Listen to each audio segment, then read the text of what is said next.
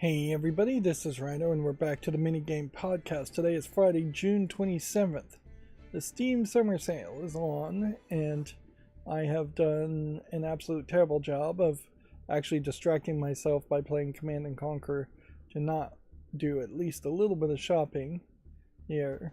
So instead of spending a lot of time doing warm-up today, specifically just scrolling down the SteamDB 24-hour peak chart, I want to go ahead and talk about that a little bit as we warm up. We'll warm up for probably about an hour and then we'll jump into the video game news. As far as other things I've been doing, a little bit of TV streaming here and there.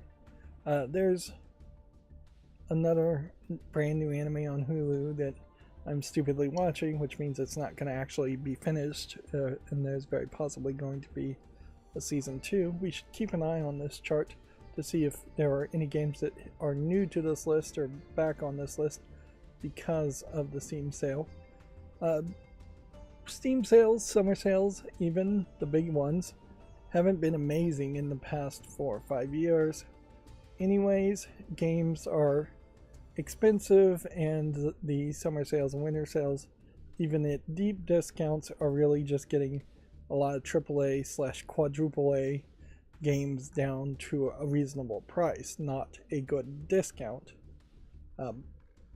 Looks like Stellar Blade might be slowly coming down in the numbers as people finish that single player game and there isn't too much extra to make you want to continue playing after you've seen the credits. No, it does seem like this chart's about the same. But yeah, the deals aren't amazingly great. Part of that certainly also comes down to just what do you have already.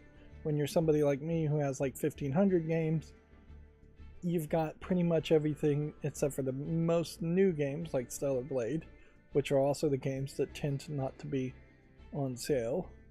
And of those 1,500 games, a lot of them may not be particularly great games. They may be 69-cent games, where at a certain point thinking about having a lot of games feels like a good idea for Steam users, when the reality is I think most people would trade a library of 1,000 games on Steam for a curated library of 100 games, if those are 100 games that are really good and games that you really want to play.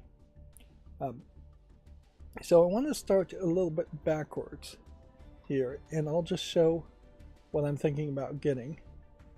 A lot of this is still just kind of deep discounts. Here you can see this one, for instance, this Fairy Legend of Avalon game is not even getting down to 69 cents, and in total this is $130 of potential purchases.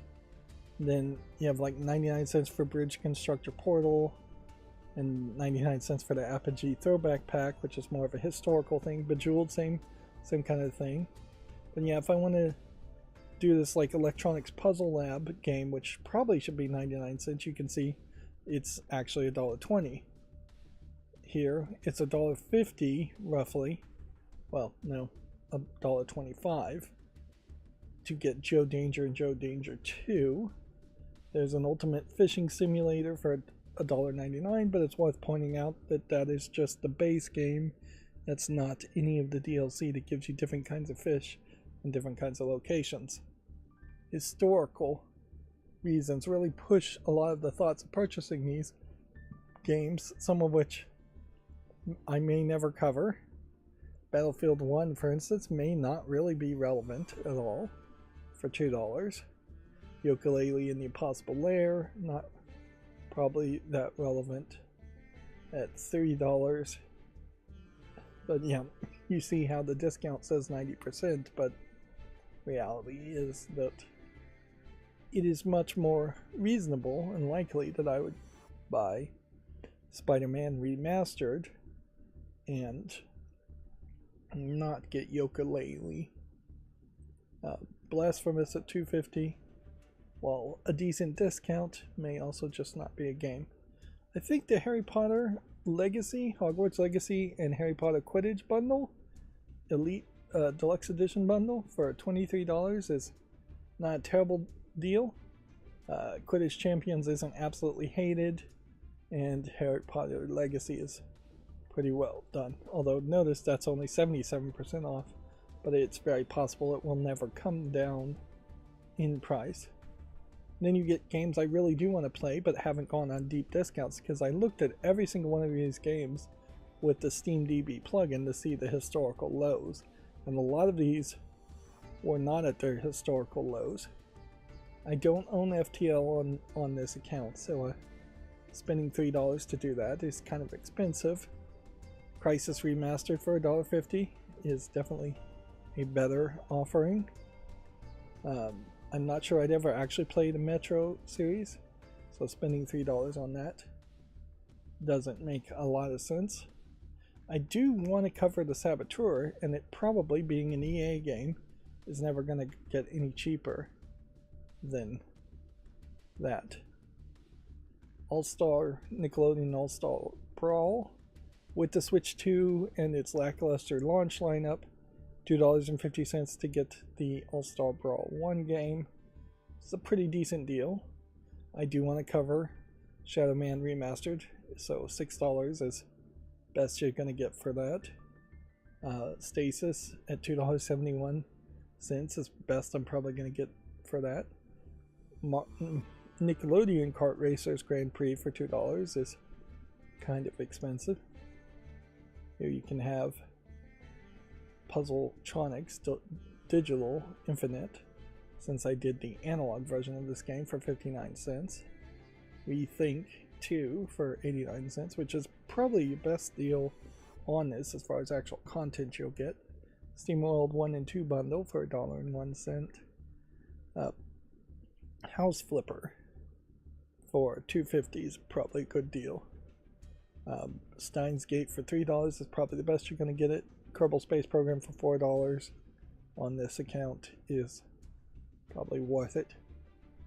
My opinions here are slightly different now, since I've given a kid a Steam Deck and we have family share on, so there is more of a thought in particular around some of the more kid-friendly games being grabbed. It is also worth pointing out that you are getting actual trading cards during the summer sale, which it's funny that they're even doing the trading card thing again. In reality, House Flipper I think has a bunch of DLC, and I would rather have Room Planner, but Room Planner is actually not a game and more software as far as the house building software, and because of that, it is way more expensive. Yeah. And I need to wait and see what the Prime Day sales really do to me. Otherwise, but yeah, there is decisions that I need to make, and you can see I'm removing things and just trying to lower what I would actually get versus what I wouldn't.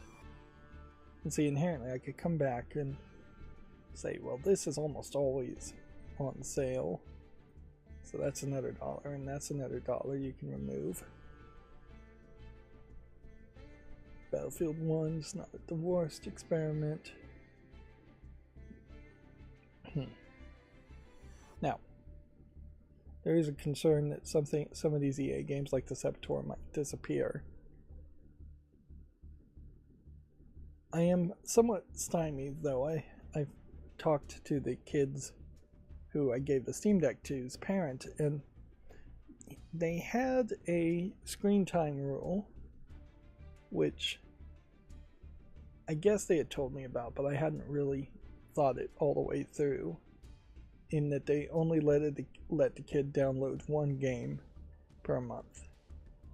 it didn't really occur to me that they were going to, in that aspect, include games that were already in the family share on Steam. And 1 game per month, considering his age, 1 download per month is kind of a weird metric, and frankly it's kind of a weird metric regardless of age, because yeah, there's just going to be a wide difference between something that is a really short game that is like a 5 to 10 hour game and something that's not a 100 to 200 hour game. So if you can only download 1 game per month, then that is going to inherently push you towards getting the longest playtime games only. And maybe there is more logic to it. I don't know, it wasn't really explained to me, in that it's being less ADD and jumping around, but in gaming, even for your average gamer who isn't ADD, you jump around quite a bit.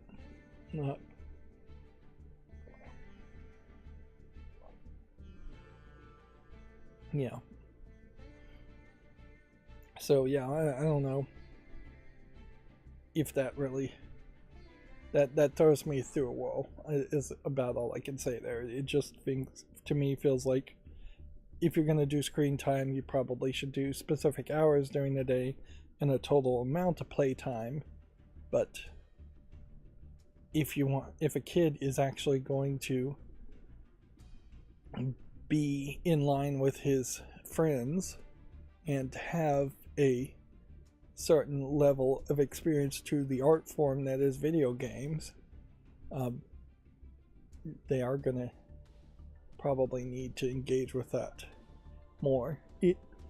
If it wasn't video games, just think of it in other terms. You can only read 1 book a month. Well, does that include short stories? Does that include, because if you can only read 1 book a month, then you would obviously have to get the longest of the long books to even last you that long if you were a quick reader. Or you could only watch 1 TV show a month. I mean, yeah. Any other art form, that doesn't make a lot of sense. You can only watch 1 movie a month. So just because some video games are longer doesn't mean something. Maybe there's an aspect and a thought there about not giving up, but there's a lot of reasons why giving up makes a lot of sense too for some games. I definitely don't think it's particularly what other kids his age would be held to. I could see maybe saying don't only download 1 mobile game a month, but even that seems kind of ridiculous. But yeah, anyways, you'll have to let me know in the comments if there's a better logic there that you see, as far as how screen times should be really established. Screen time in general doesn't make any real sense to me as somebody who had no screen time limitations at all and could just play video games because my parents really didn't care at all.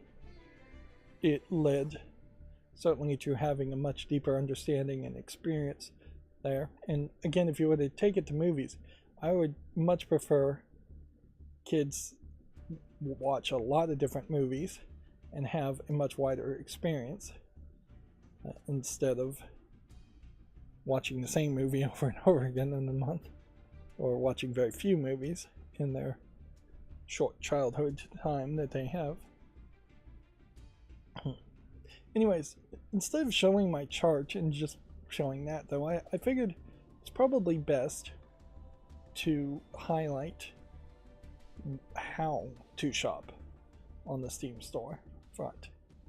Which, yes, first thing, I guess, if you had a completely brand new account, would be to come to the front page and start giving some targeted advertising information to Valve and Steam about what games you're interested in by clicking on links and adding them to your wish list, which I guess we can go through the whole process here. Clicking on wish list, or at very least putting it on the follow list. But in particular, in my point is going to be the wish list things. So scrolling around the front page and clicking on things that interest you, ignoring things that don't interest you, will have it very quickly start to customize your front page more. During the summer sales, they are doing free stickers by exploring the discovery queue, which just clicking on this with the new advanced discovery queue is very easy, and it once again allows you to look at things with a little star option here to say add it to my wish list, and an ignore button, which you don't have to use too much, frankly, unless you just want to use it. It's there for people who do. So particularly during the summer sale, going through 3 entire groups of these will give you 9 stickers to decorate your profile and do things like that. And then when you have these stickers,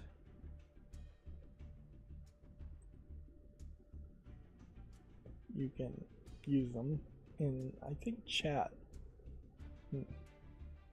Something. So you have to do it 3 times to get all 9 of the stickers guaranteed.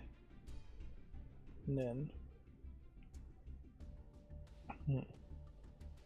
you can get these other emoticon things from the point shops, which you're getting points for the point shop by buying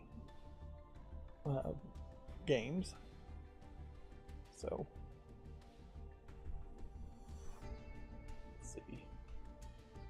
just grab all of these since I have a massive amount of points balance anyways, because I have bought 2 Steam Decks,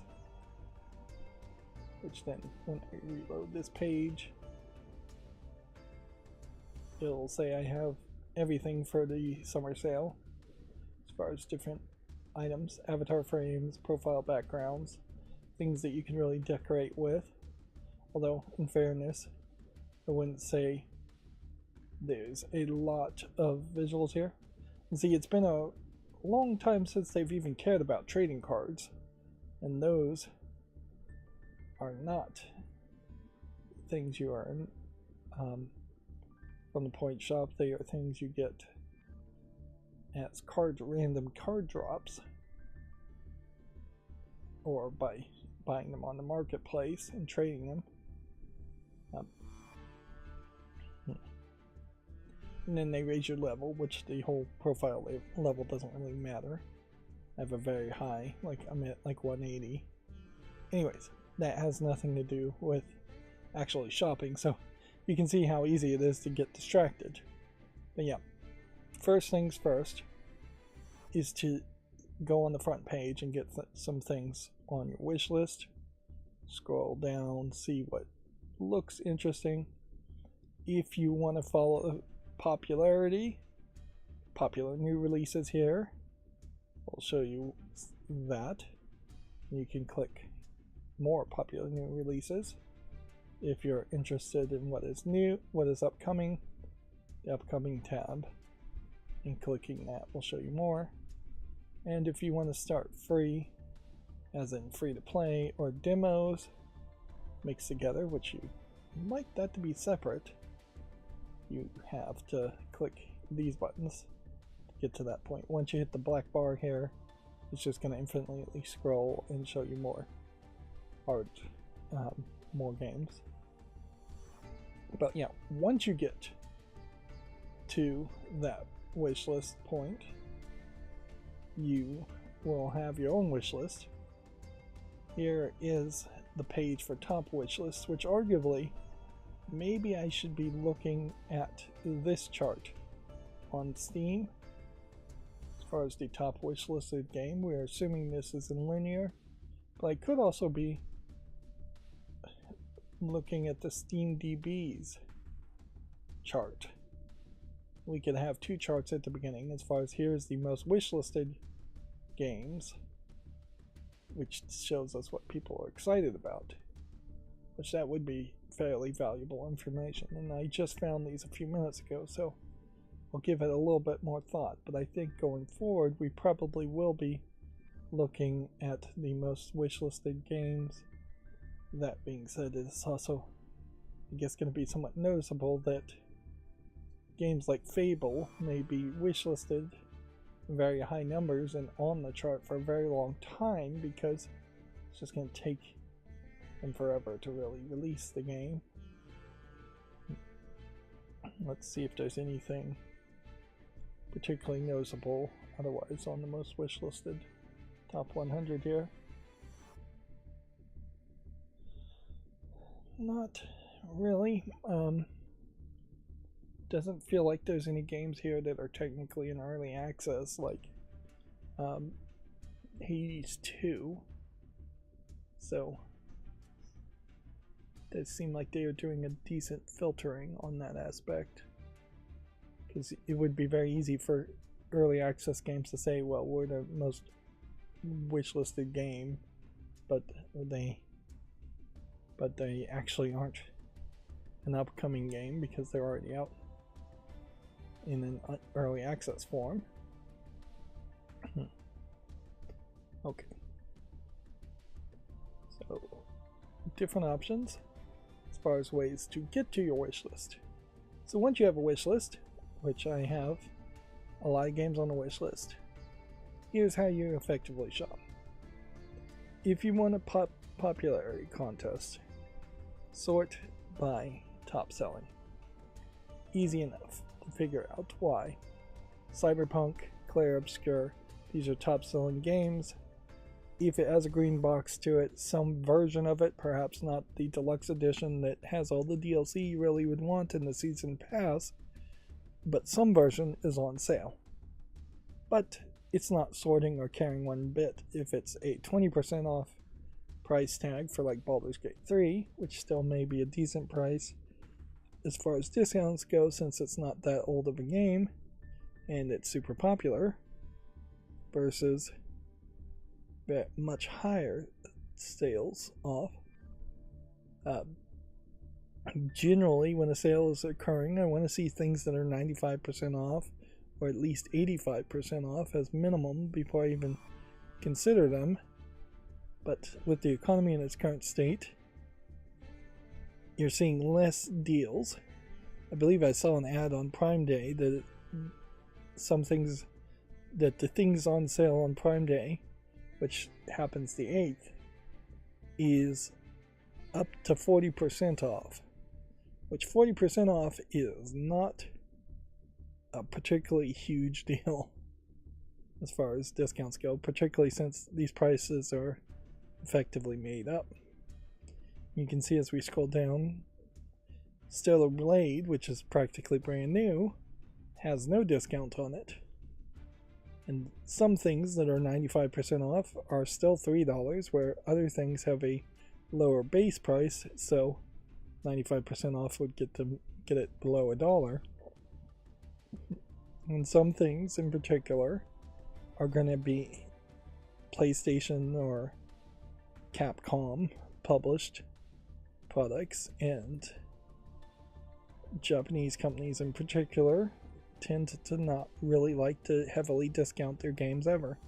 So Last of Us Part 1, half off at $30, might be the best you can get, but I think there's probably a remastered version that's going to come to PC at some point.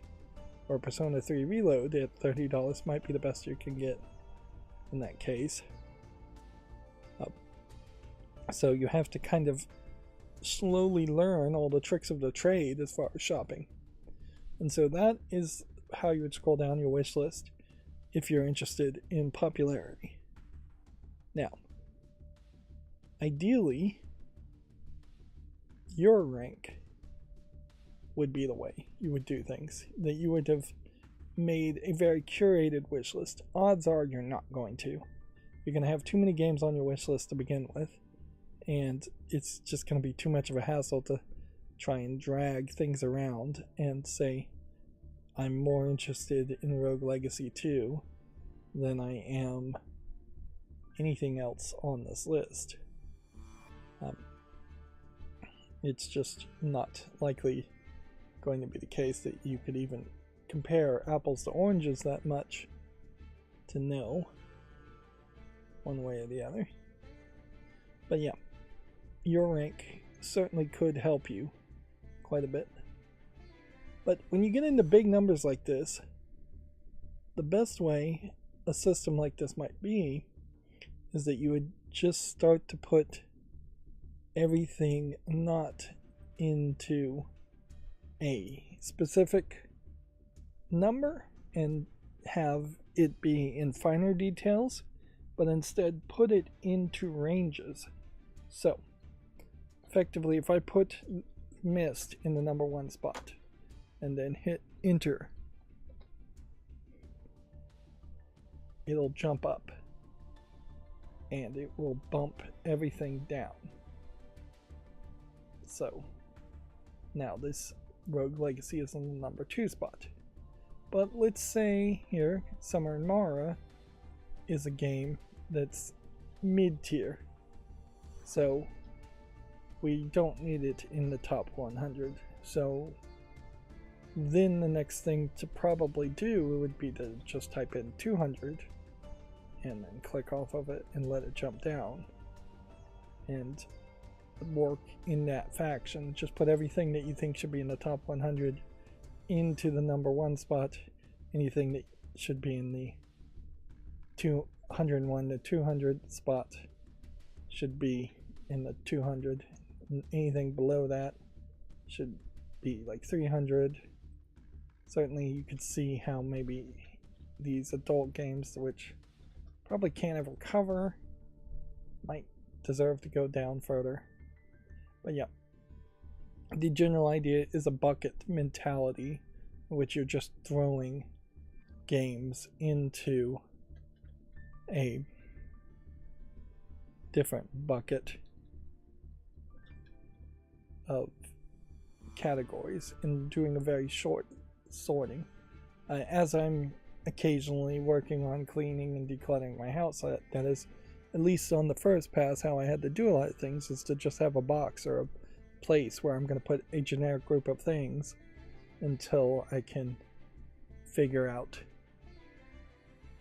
when I have time to actually work towards more precisely sorting things. And often in that kind of junk drawer sorting method, you may eventually just realize that everything in that box is not worth your time and throw the entire box away, which can save you a lot of time. Yeah, a lot of sorting and decluttering a house may very well just be breaking down your own mental barriers to tossing things.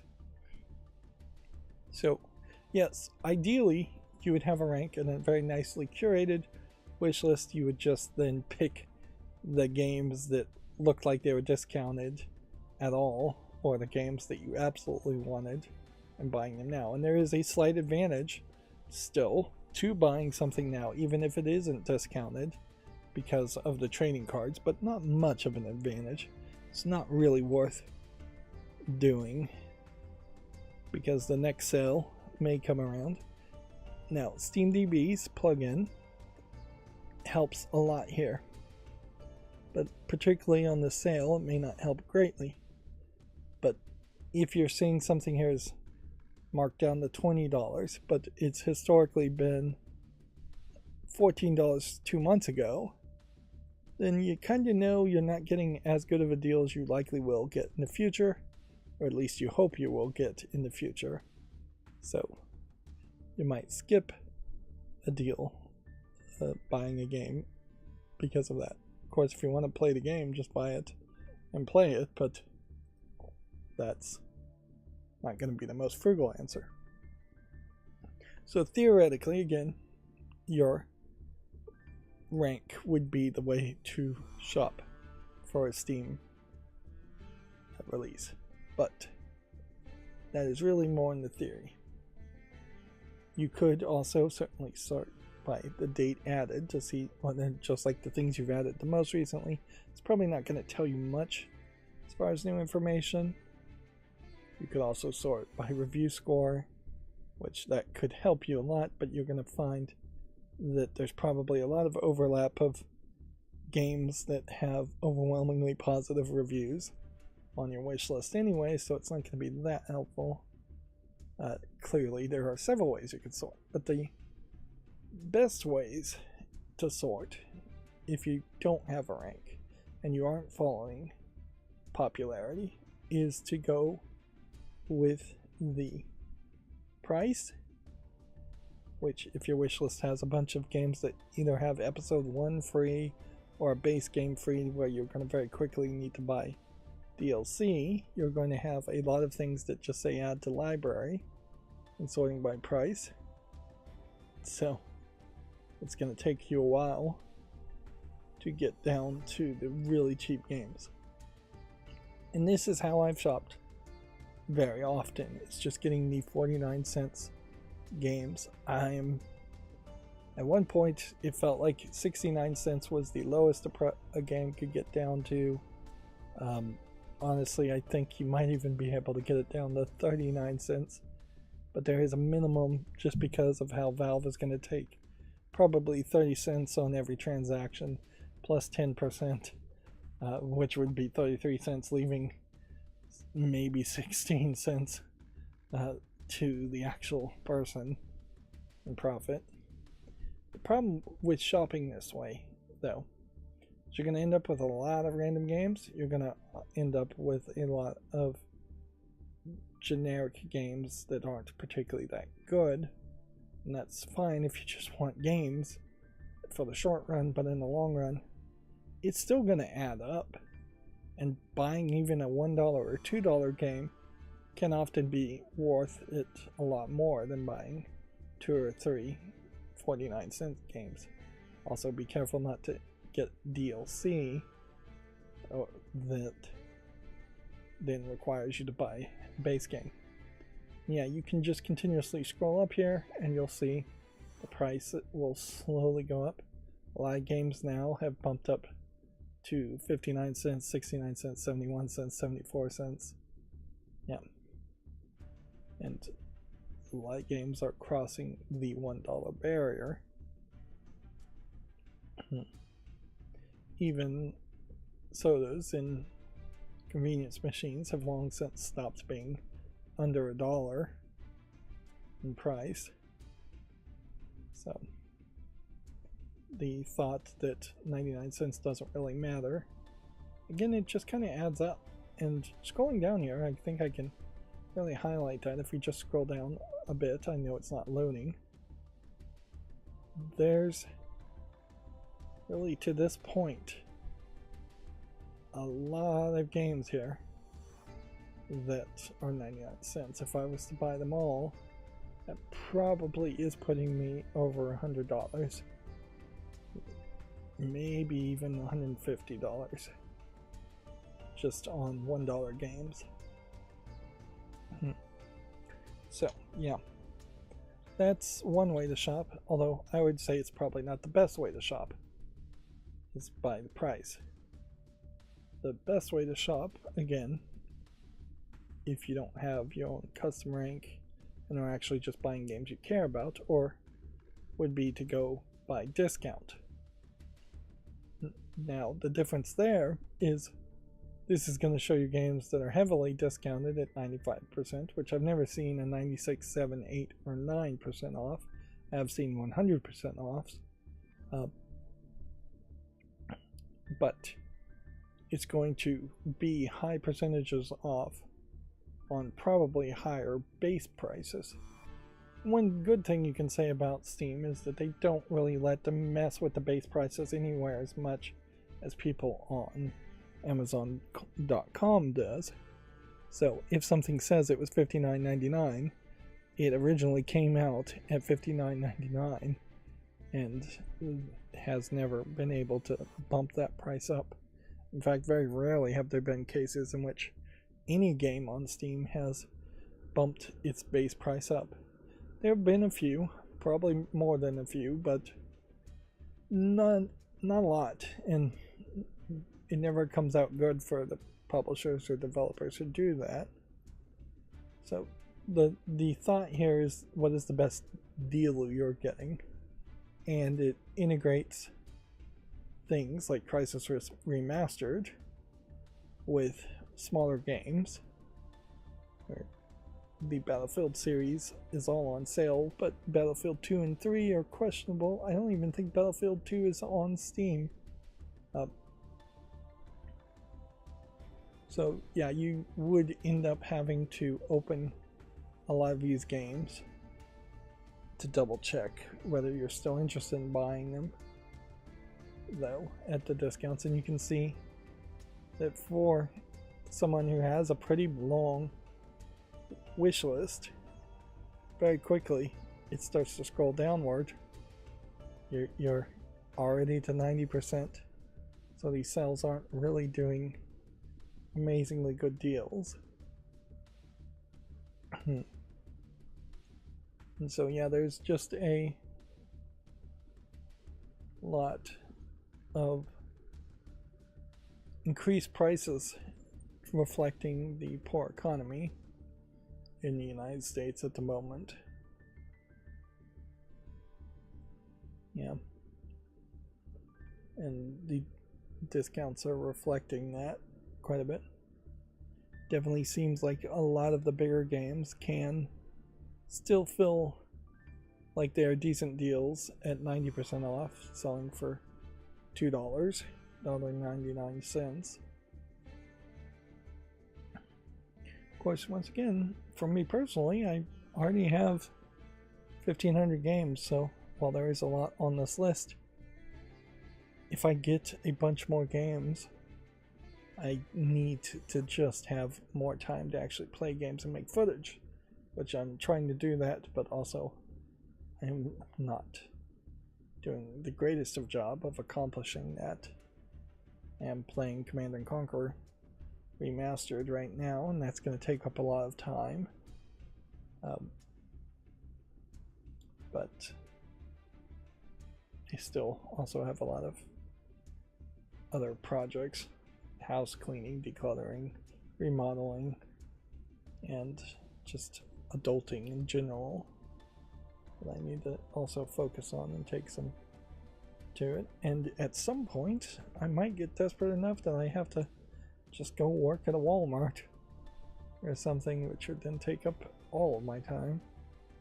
It's not like this channel is monetized, even though it's potentially close to being that situation. I don't think YouTube is going to start paying bills, really. You can see how some of these games are down to 85% discounted, but still are kind of high. You are definitely in the region of you're buying a game from 6 years ago and still paying nearly $10 for it. Although there is an argument specifically for Code Vein, since Code Vein 2 was just announced, to get that and play it. There's less of an argument for a lot of these games. And at a certain point I would say cut yourself off. 75% is probably the point where I would say you should probably cut this whole thing off. Some games I'd like to own, but probably don't have a lot of relevancy. Some games are third games in series that I'd like to own, but also not received particularly well.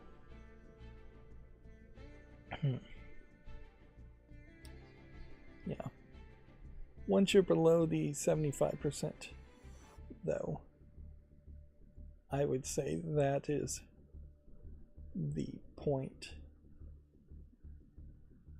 where you should stop shopping, unless you just have a much shorter wish list, at which point you probably either just can't afford to buy everything on your wish list at the moment and still should stop shopping, or you can afford to buy everything on your wish list and you should just buy everything.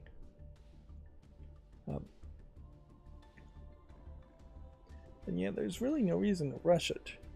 Very few games have ever left Steam that are recognizable games, games that anybody would want to really play, relevant games. Tons of games have left Steam that are garbage asset flip games, but yeah, you probably wouldn't have ever wishlisted those games in the first place or even known about them. And very few people, I think, really need to get into the element of digging deep on Steam to find new games. You would have to just play so many games, or you would have to be limited in the style of games you would want to play. There are some scenarios that come to mind where that could be the case. If you have some kind of impairment, whether it is a physical disability and can only play a certain styles of games, or a physical, visual, or mental thing, which would, I guess, be about the same thing, same situation. Blind people in particular are going to really struggle to find a lot of games that are playable on Steam. Maybe 4 or 5 games in total would be.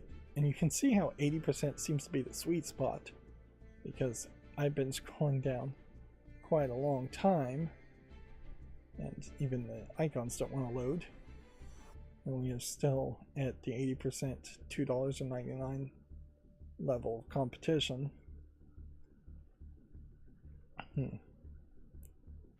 Yeah, hearing impaired people are going to struggle a little bit, I think, in playing games, but not anywhere as much as blind people would. There's plenty of visual novels on Steam that are read-only or have reading in it, so you could easily play those without being concerned about audio being an issue.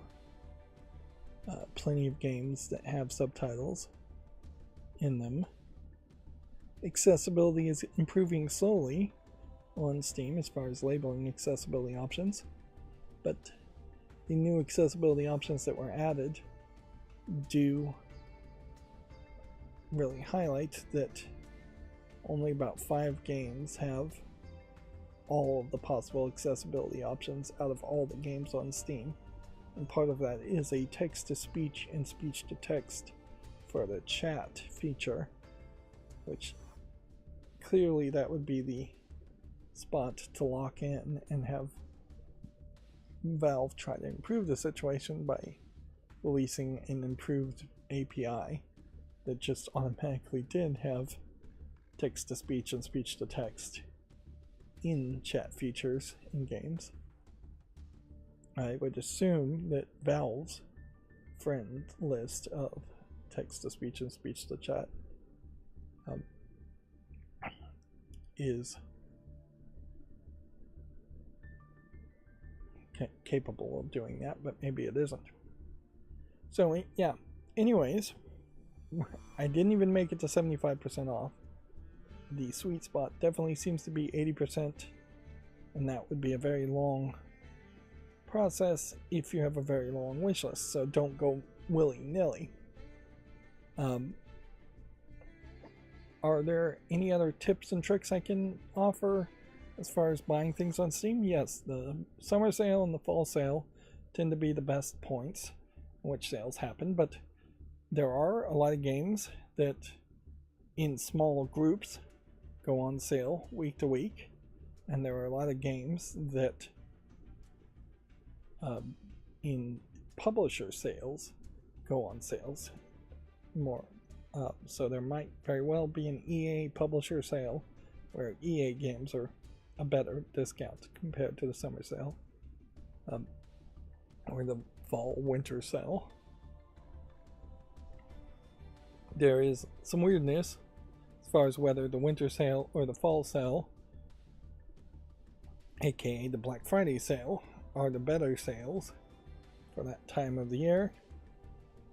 Both sales are kind of in terrible positions. The summer sale is perhaps in the best position because you're likely to be less likely to go outside and possibly even have a summer break of some sort. So summer sales to buy video games kind of make some sense, whereas the Black Friday sale and the winter sales are smack in the middle of Black Friday purchases of other things and Christmas purchases. So those are kind of worse times to buy.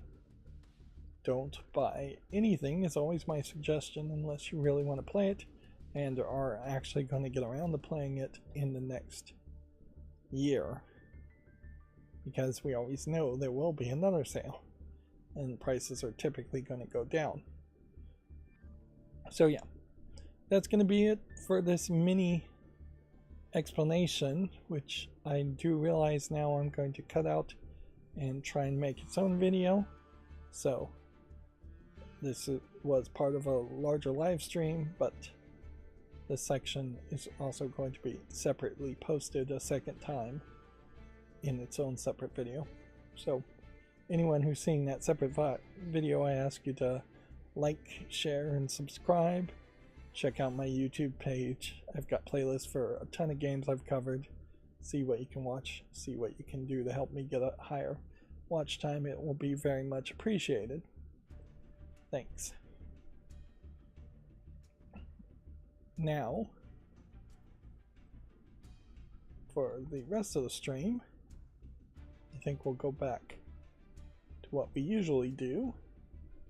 We'll show this day in history from Moby Games as far as video games happened in the past 3 days.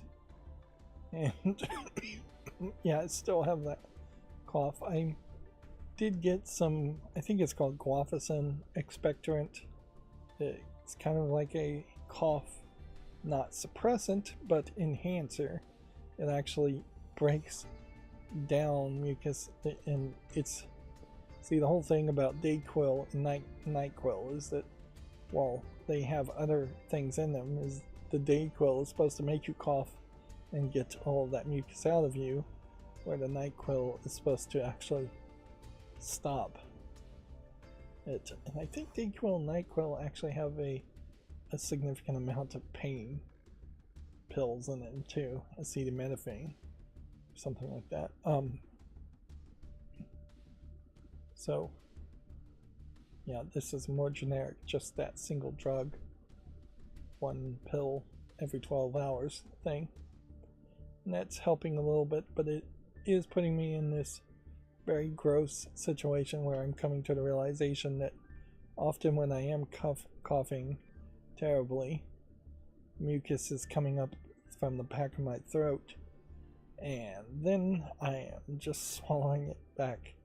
So I'm coming to the gross realization that I'm going to have to just become a spitter and spit it out, and I'll do that in as ungross of a way as possible, and probably not do it on stream at all, but it is something that certainly I'm not used to. And yes, there is a joke certainly there that to be made at my expense as far as me being a swallower versus a spitter. But yeah, I think that probably is part of the issue too, is I'm just not doing the best as I should be doing as far as getting rid of all the congestion mucus. But I do have some medicine, and I do feel like it has already improved quite a bit. I've taken basically 16 hours. Yeah, probably already taken too many pills, come to think of it. It's probably only been 24 hours and I've taken 3. That's not going to kill me, but yeah.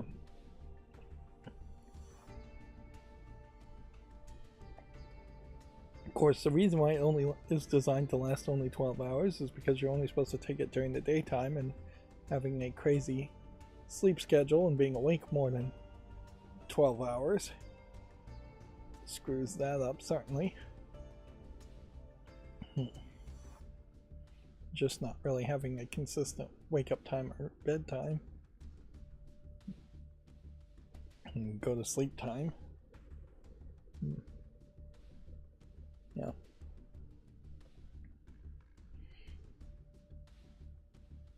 It would be very nice if there was some kind of technology they figured out where you could put on some kind of headband and press a button, and then you would just immediately fall asleep and stay asleep for 12 hours. But then that technology would also be terrifying, as it would very quickly be abused by people in power.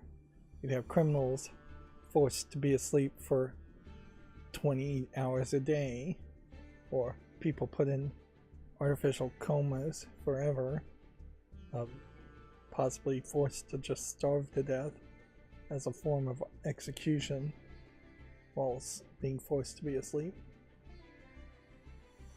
You'd have so many assaults. Certainly. You could certainly write a whole sci-fi story around how a technology like that would be great for a few years, and then all of a sudden it would be abused like crazy.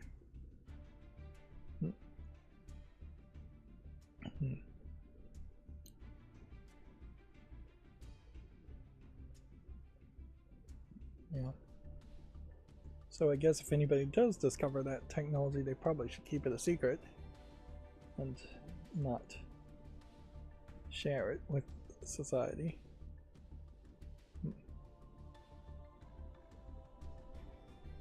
It is kind of funny that scientific discoveries aren't submittable to a trusted government agency of some sort for them to think about how they're going to make laws and limit the use of such of a device. Inherently, if somebody made a laser gun tomorrow, they probably would be violating already existing laws, but there wouldn't be any process for new laws to be created until the cat was already out of the bag. You see that with the self-driving cars element too, and that there's very little laws in place at the moment to fully address what future self-driving cars are probably going to need to be as far as limitations on them go.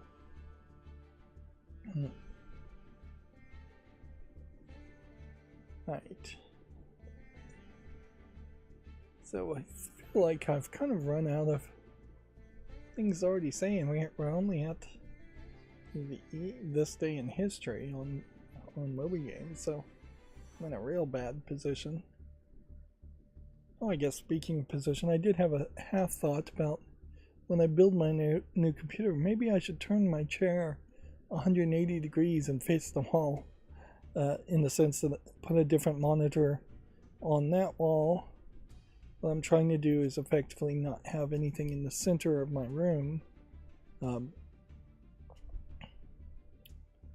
blocking a walking path, which very much at the moment I do have too much in the center of the room. It would be weird because the computer would be totally behind me. Not a huge issue there, but yeah, it certainly is a thought. I could move the computer also. There is definitely a lot of redecorating I could probably do if I started to think about it.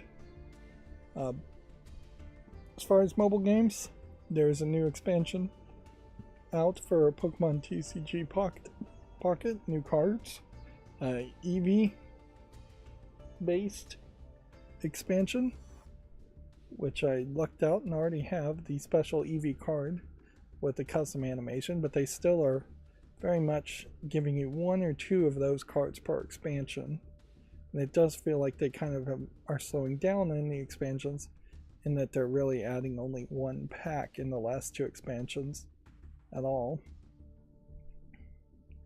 I am still playing Memento Mori, which is still doing its thing. It's got a new character and you're focusing on that.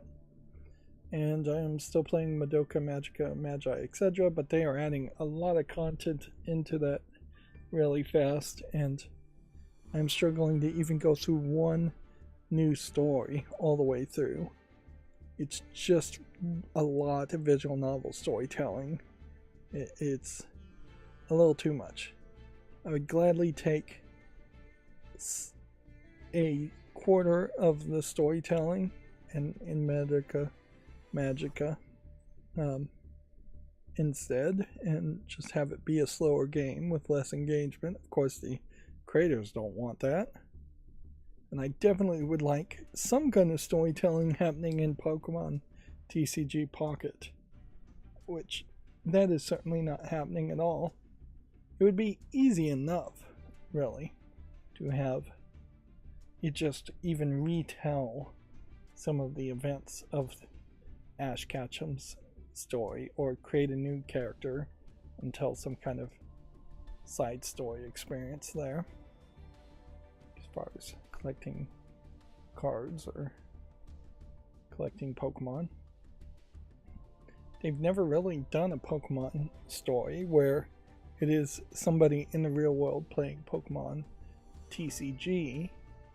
There's always been characters in the Pokemon world collecting actual Pokemon. That does leave a possibility of telling an interesting story.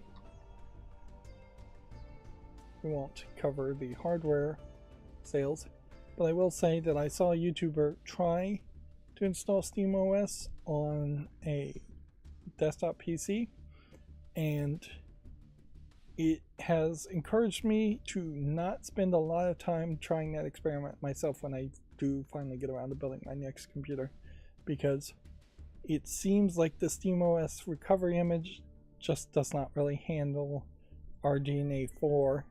I don't think we're at a point as far as RDNA 5. In fact, we may only actually be at a point with RDNA 3.5 in mobile. Actually, there may not even be an RDNA 4 AMD chipset out.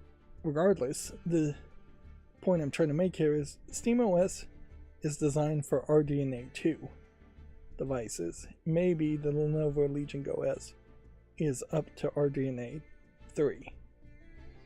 But the newer technology, as far as AMD graphics card and the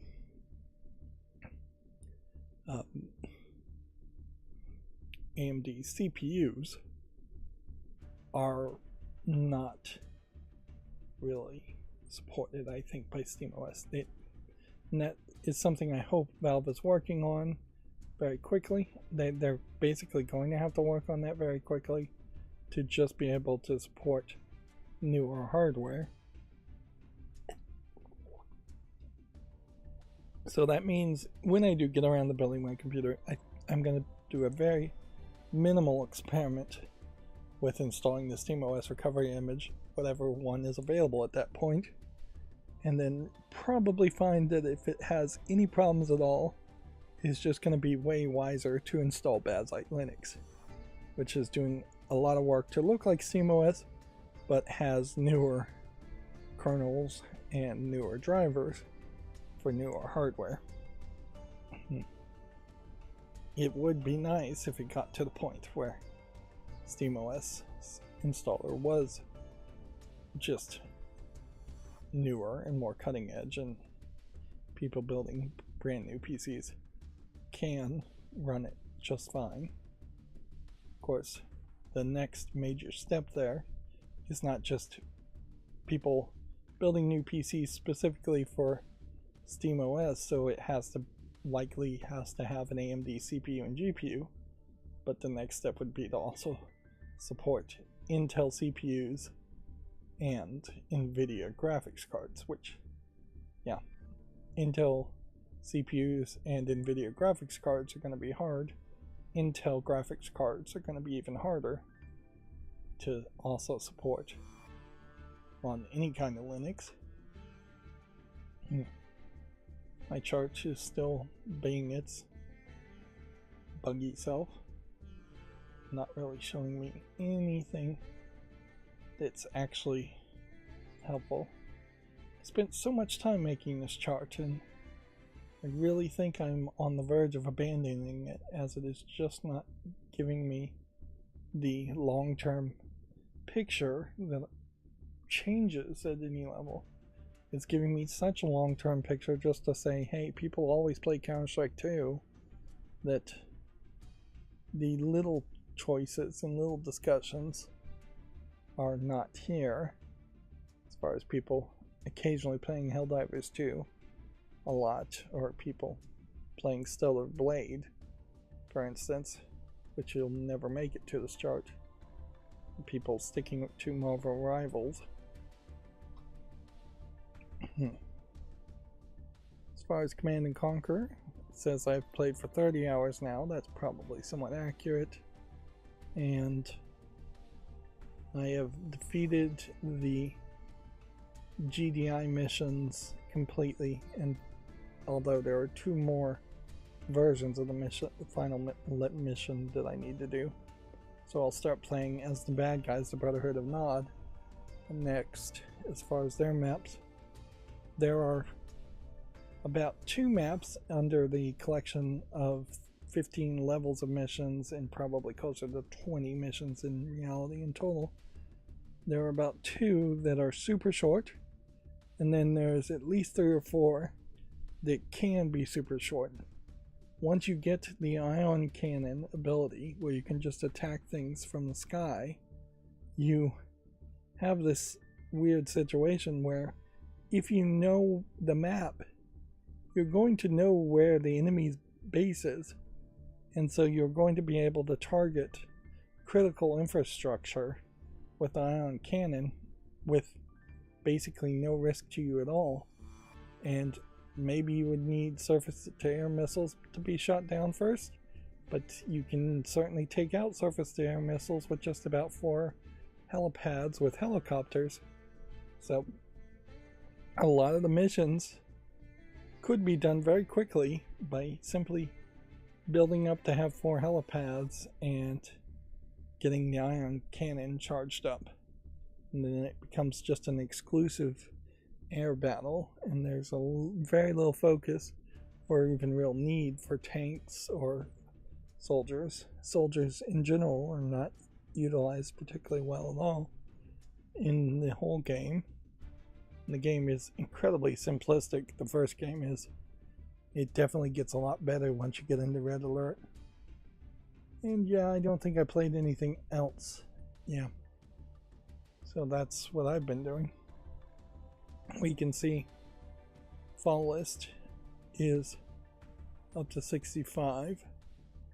I've got 96 perfect games. Those are games I've gotten all the achievements for, which out of 2,200 games, which the number went up since I last looked, is a tiny fraction, which really just shows how unimportant achievements are on Steam.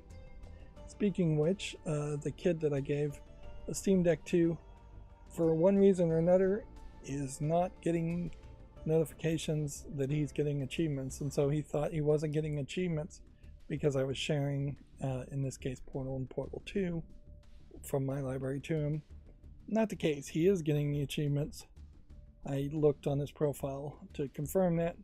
He probably doesn't have the toast notifications enabled on the Steam Deck though. Or maybe they're broken, which is also believable. Toast notifications being notifications that pop up like toast, maybe in the top right corner for Steam, maybe in the lower right corner, probably not in the top left or top bottom right. Bottom left. So we already scrolled through the front page. Featured deep discounts are certainly something I missed as far as mentioning ways you could shop. But I did generally say you should just look at the front page and build up your profile. Definitely games like Fury for $2 is a very good deal, or paying $20 for it is going to feel kind of sucky. This game for $2 is probably worth it. This game is promoted a lot too. Of course, your mileage is going to vary as far as whether you want to play a horror game or not. You can see the featured games here probably paid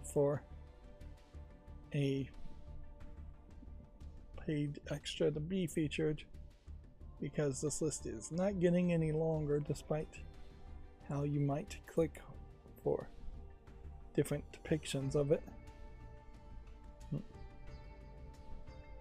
Yeah, even this page really highlights how they don't feel like doesn't quite feel like there's a lot. There is also a DLC with Fury that you have to be careful about. The same is true. I would own Crypto the Necrodancer, but I don't really have any rhythm. Battlefront 2 is, I think, mostly player versus player, so it's kind of low priority for me. Some of these are kind of expensive, but in my opinion, like Robocop for $5, it's probably a decent deal, but not as good of a deal as other things. Borderlands 3 for this game is a decent price, but I am going to highlight that you probably don't get the deluxe edition with that. So, well, maybe $3 for the base game to get the deluxe edition extras and the season pass, you're actually getting bumped back up to $16. And yeah, while there may be some discounts here, they aren't particularly great. As far as getting the Borderlands Collection Pandora's Box, that still would be $20. $10 to get Tiny Tina's Wonderlands, which that too may have, I think it's 40% off if you were to get the Season Pass 1. I mean Season Pass 2, 70% off if you were to get Season Pass 1. I'm not sure I paid actually anything for Borderlands 3. I think they may have given the base game away for free. Either that or I really screwed up and didn't get any of the DLC because it was too expensive. Let's go ahead and reload this, and we can once again confirm that there is no refurbished available. I highly doubt you will see any refurbished ever updated and listed as being in stock during a big sale. Even if there were some in stock, I would think they would just wait on announcing that until the sale happens. There is, however, still an argument that you should consider buying a Steam Deck now instead of, say, in a week from now, because it will give you trading cards right now if you bought a Steam Deck, even a brand new OLED model, which I would really recommend that. It doesn't really make a lot of sense.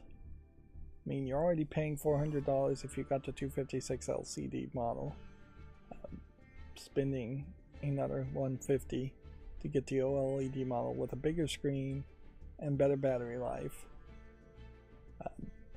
Is quite an improvement overall.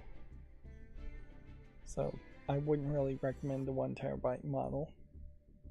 Yeah, I guess if you were broke, 256 LCD would be the model you would have to buy, but we can see all of the new models are in sale. Now on the dock aspect, unless you just absolutely want to own Valve's version of the Steam Deck dock, I wouldn't really recommend it. It's overpriced and underfeatured for what it is. You can find docks or just USB hubs on Amazon.com for cheaper, and often in offering better functionality. And yeah, if you're not actually going to put your Steam Deck down in such a way, the dock isn't really much of anything. The fact that there's only a USB-C on the Steam Deck is one of its flaws, one of its few flaws, I would say. And so any dock you get is just going to have a cord that then plugs back into the top of the Steam Deck. And then with the official Steam Deck dock, you get a DisplayPort 1.4, which that might be somewhat unique, but maybe unnecessary, as very few people will use that. An HDMI 2.0, which is kind of an older technology, and the visuals here are terrible. It's like, as far as background, a USB-C power in port, a gigabit Ethernet port, and then 3 USB 3.1 ports. Which, yeah. There are docks that have NVMe ports. There are hubs that would have other elements. There are docks that have fans on them. If you think the Steam Deck really needs a fan to cool its backside more. But you know, it just doesn't quite justify its $80 price tag, in my opinion.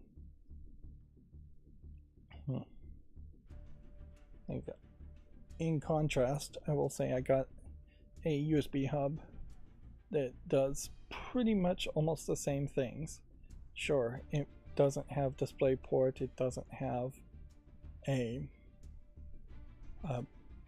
gigabit wired Ethernet plug on it, but I got it for $5, and it's much smaller, which, yeah, if you get the dock, you're definitely going to end up leaving that at home, whereas a hub in general can be more portable at a certain level.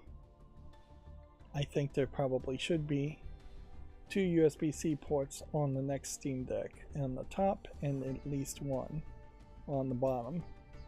There is an argument to maybe getting rid of the volume buttons and even the mini stereo jack headphone connector.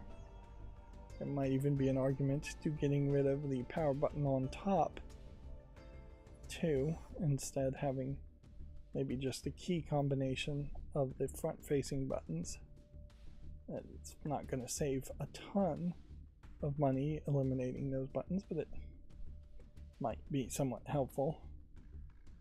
There is also an argument for at least a capability of adding a camera to the Steam Deck, which it's really not capable of doing. I haven't seen anybody plug in a webcam on a Steam Deck and have it do any kind of video chat. So that would be a new feature for Steam Deck 2 for Valve to potentially add. But also just camera abilities to take photos would be nice. So some kind of rotating USB camera that plugs into the top of a USB-C port wouldn't be the worst thought. Better cooling certainly would make sense. Honestly, I feel like the back spot here too is also wasted space. That in the case, these thick handles make the case so deep anyways. There's just extra padding on this backside, and you could easily have a column with just more battery on the backside, or every connector that you think you might need to get away from a dock there. In particular, you definitely could squeeze in a full-length NVMe or several on the back side of one of those. If you felt a need for more than one full-length NVMe. Yeah, effectively it's wasted space unless they can figure out some way to take the controllers off. Now, there is an argument that maybe they could find a way to take the controllers off, and then there would be a much smaller package that a Steam Deck could be fit into when you're carrying it around for a Steam Deck 2. And that certainly is an interesting thought as far as that goes. At some point we might find that there's some kind of origami that could happen where controller grips would flatten down and still feel good in the hands of players. But yeah, I'm just kind of rambling now. I can't really recommend the dock, but I definitely can recommend the Steam Deck. Everybody who has gotten the Steam Deck has been happy about it, even someone like me who hasn't even really played any games on it. So that is saying something.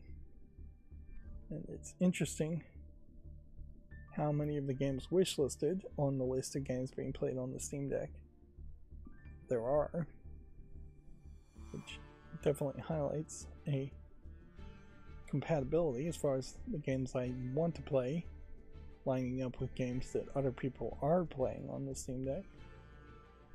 This Phantom X is being played. Apparently this is a free-to-play game? I'm surprised by that.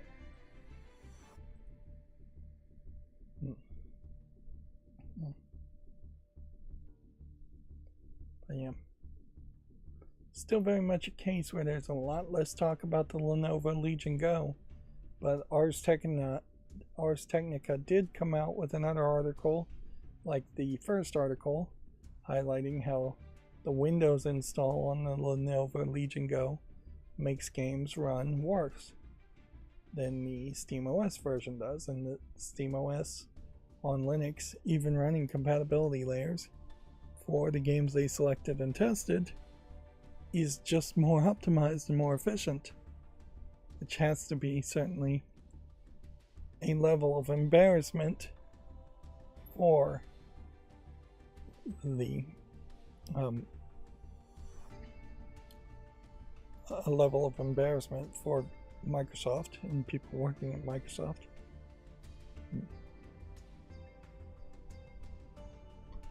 That they cannot get games to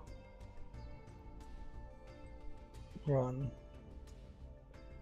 best on their platform. So yeah, single player, cross-platform, in-app purchases is what I have to assume. I wish, well, I don't have to assume it, it's said right here. Wish you'd get more details. See, if I just click in-app purchases, it's going to give me a list of all games with in-app purchases, which is not very helpful. Whereas I'd like to know a further description of what the in-app purchases entail, and I wish there was more of a description here in the same way that we have mature content warning descriptions. Because certainly if you're going to warn people about mature content, it's probably also going to be similarly kind to warn gambling addicts about in-app purchases that have gambling-like mechanics. Which apparently this game contains depictions of self-harm and violence against children in some scenes. Which, yeah, I guess Persona goes hard on that way. Although they may very well be talking about just like the animations in which they shoot themselves with a magical gun in their heads to release a persona. And children in this case would be the anime teenagers in this game potentially too. Not very young children. Alright, well, that was a little bit more than an hour. So I'm gonna take a bathroom break before we get into the video game news, and then I'll be right back.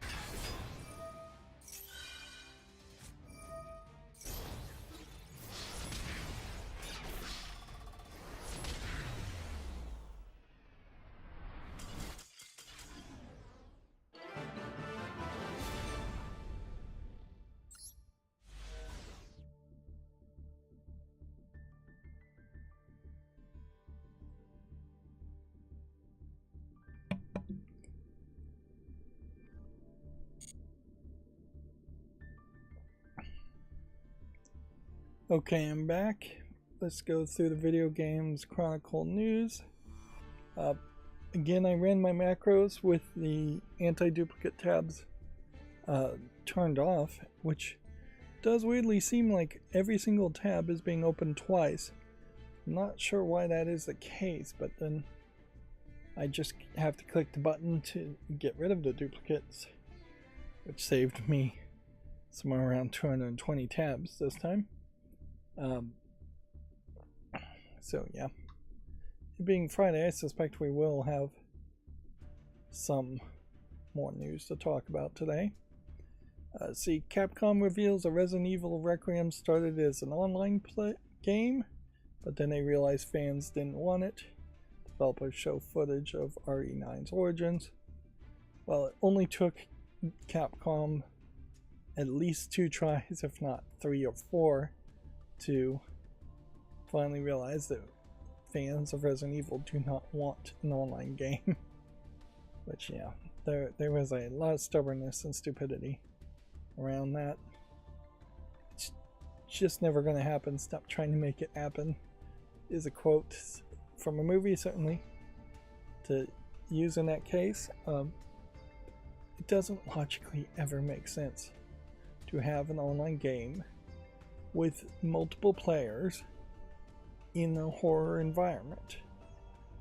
Dead by Daylight perhaps being the exception that proves the rule in that case, and even in that, I don't think Dead by Daylight is particularly that horrific of a game. You also run into the problem with Resident Evil in that it isn't a pure horror game anyways. It's also an action game, which might make it easier to make an online experience, but it's still being anchored by its horror origins and just the established style of gameplay that the series has had up until that point. I just don't think Capcom could make a good multiplayer game anyways. That's another aspect, but yeah.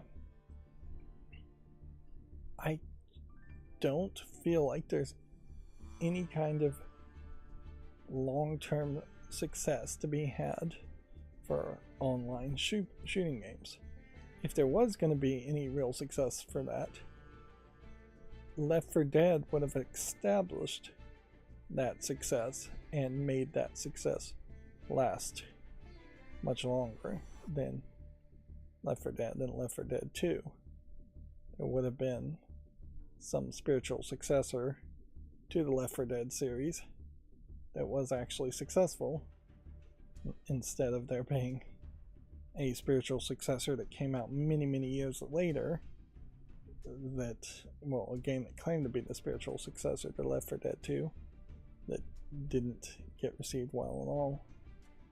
There is a shock factor, I guess, in horror games, and surprise factor, and once that factor gets eliminated because you're just playing online maps over and over again, you lose a lot. Left 4 Dead, obviously, with its director, tried to inject a shock factor by having things being more procedurally generated and randomized, but even at that, it still didn't hit the level of cinematic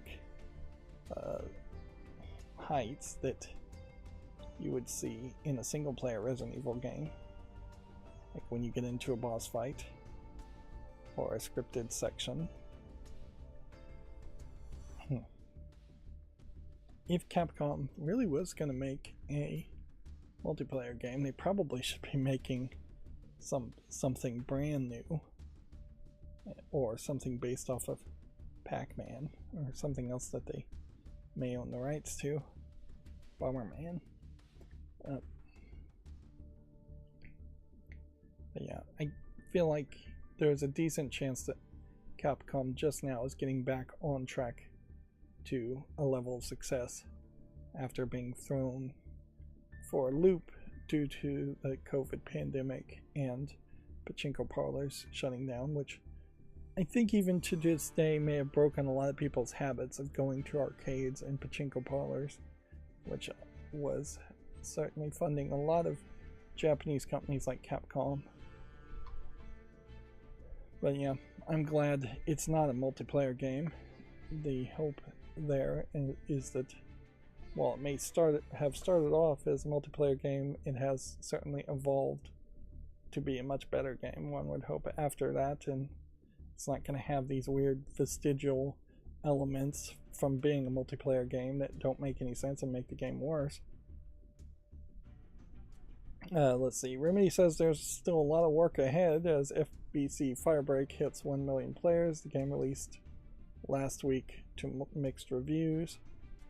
This is almost the exact same scenario in which you have a company that's not really experienced or known for making a multiplayer game,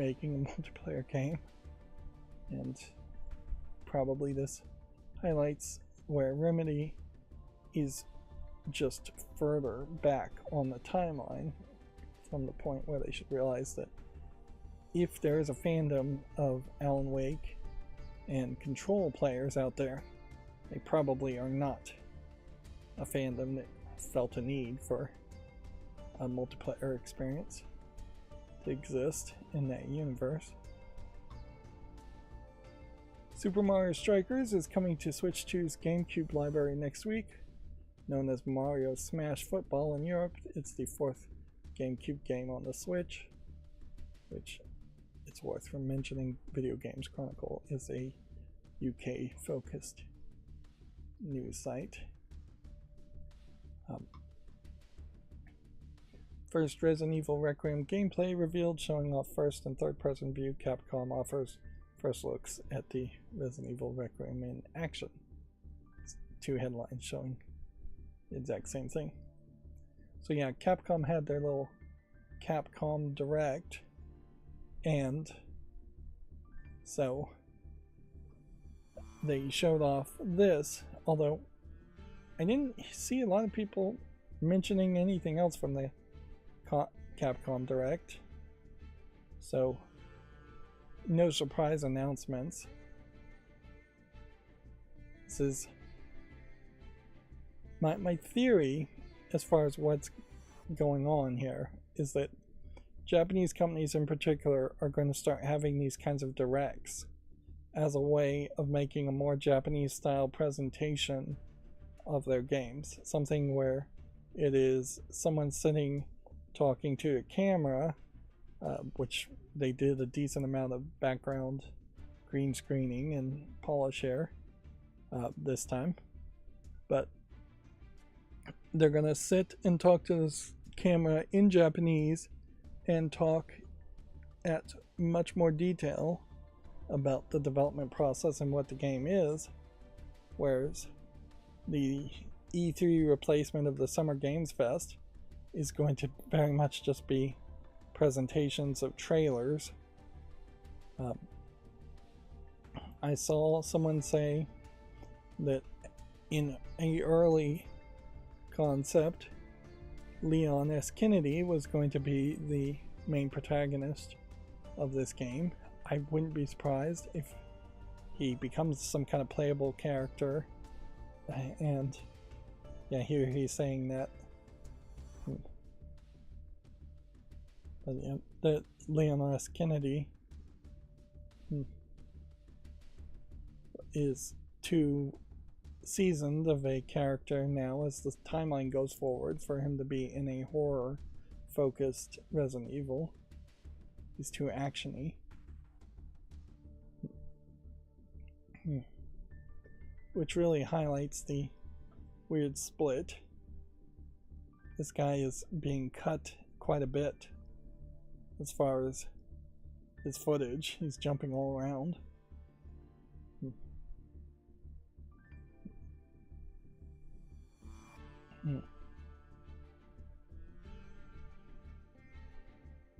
Yeah. I still wouldn't be surprised if there is some kind of swap where you can play as a male character at some point. Maybe you have to beat the game the first time all the way through.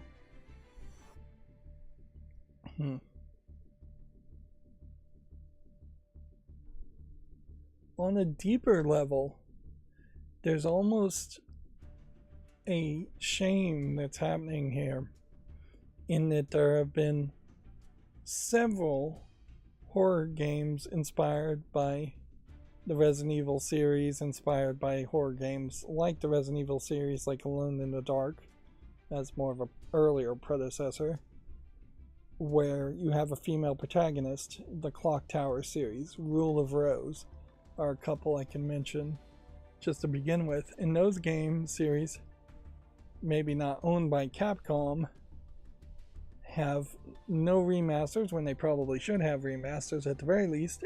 They definitely don't have sequels, and they don't have people making games like that too much. There are a few games on Steam that kind of feel like they're going more in that direction. But it is a little shame that all the budget and all the focus of horror is getting funneled into Resident Evil, the Resident Evil universe, instead of being spread amongst several different game series that might have slightly different characters and slightly different rules. It's just going to get harder and harder to surprise the player and viewer in the Resident Evil universe, as everything and anything can basically happen.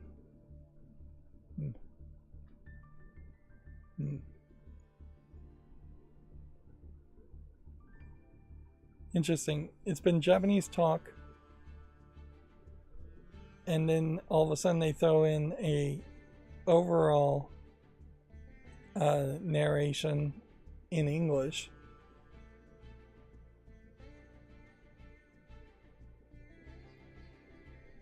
So I don't know why they would bother to put that final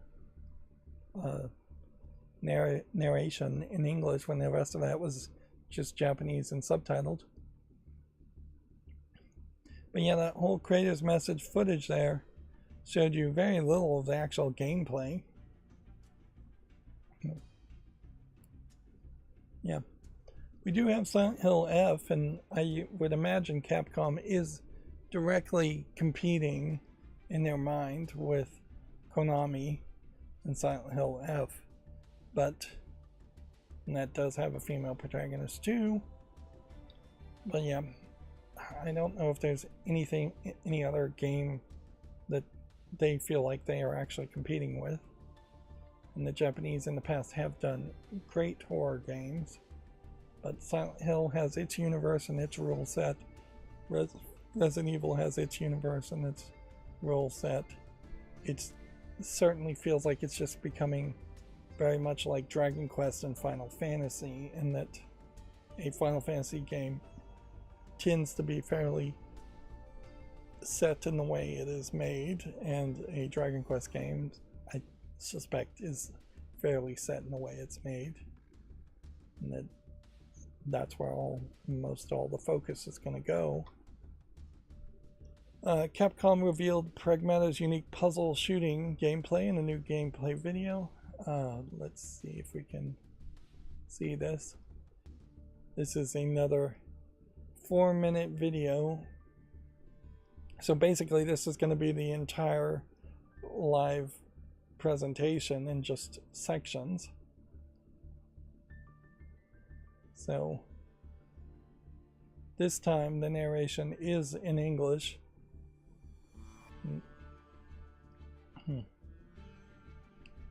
So in this case I'm less interested in sitting through all of this, but you may not actually have anybody talking to the camera this time. Instead you're just going to have someone narrating and explaining everything.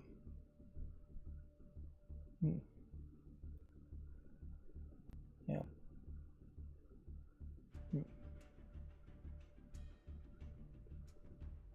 So we have to hack the armor, which means there's going to be this whole mini game aspect.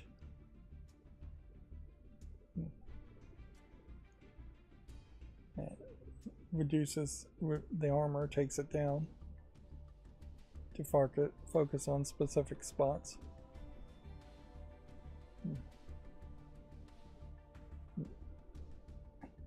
So what I can already tell is that this feels like this is going to be a fairly frustrating experience, and that unless it just unlocks a auto hack pretty quickly, you're going to have a lot of players not enjoying that aspect of just having that hack every single enemy.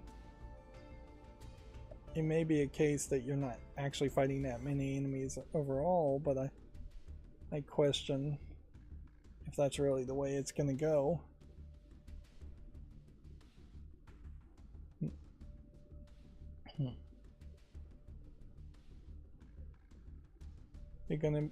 This feels very much like this is going to be something like maybe pre-moon crash, or maybe yeah, pre-moon crash is probably the closest that this feels like this is going to be. A little bit maybe of a mix of Prey's main level design with the moon crash concept.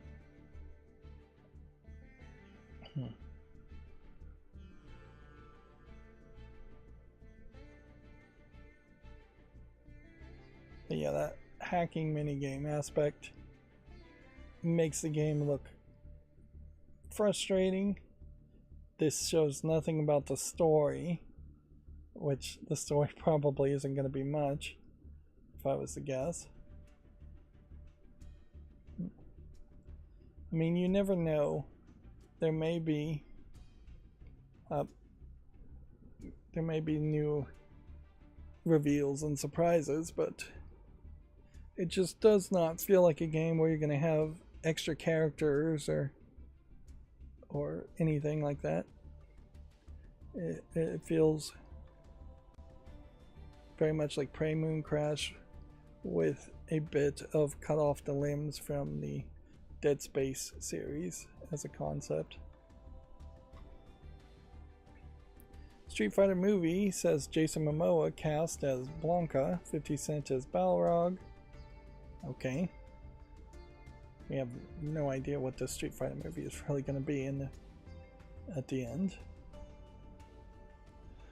though. So I guess that was also part of the Capcom presentation, which really I think that's going to be pretty much almost all of the news from Video Games Chronicle today. Not all though. Funko Fusion is getting 2 new DLC packs based on Jurassic World Rebirth. The DLC ties in with the movie, which is out next week. Which I had forgotten Funko Fusion had even come out. Come to think of it. Certainly not hearing anybody talking about Funko Fusion.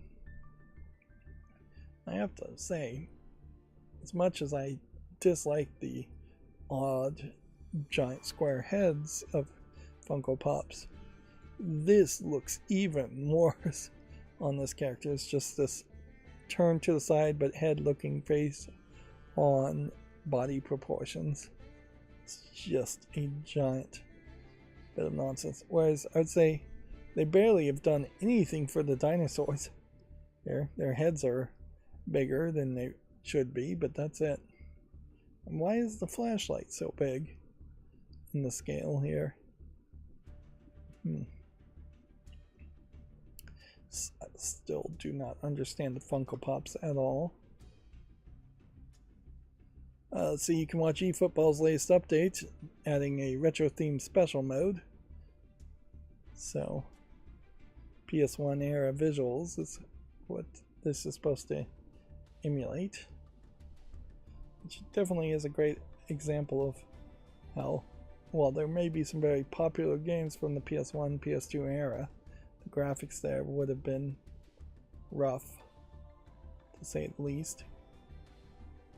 And definitely, most of those games are less memorable than something like Mario 64, where that game had a lot of effort put into it and polish put into it, despite the fact that if you looked at the entire Nintendo 64 lineup, only a handful of first-party Nintendo games are actually memorable.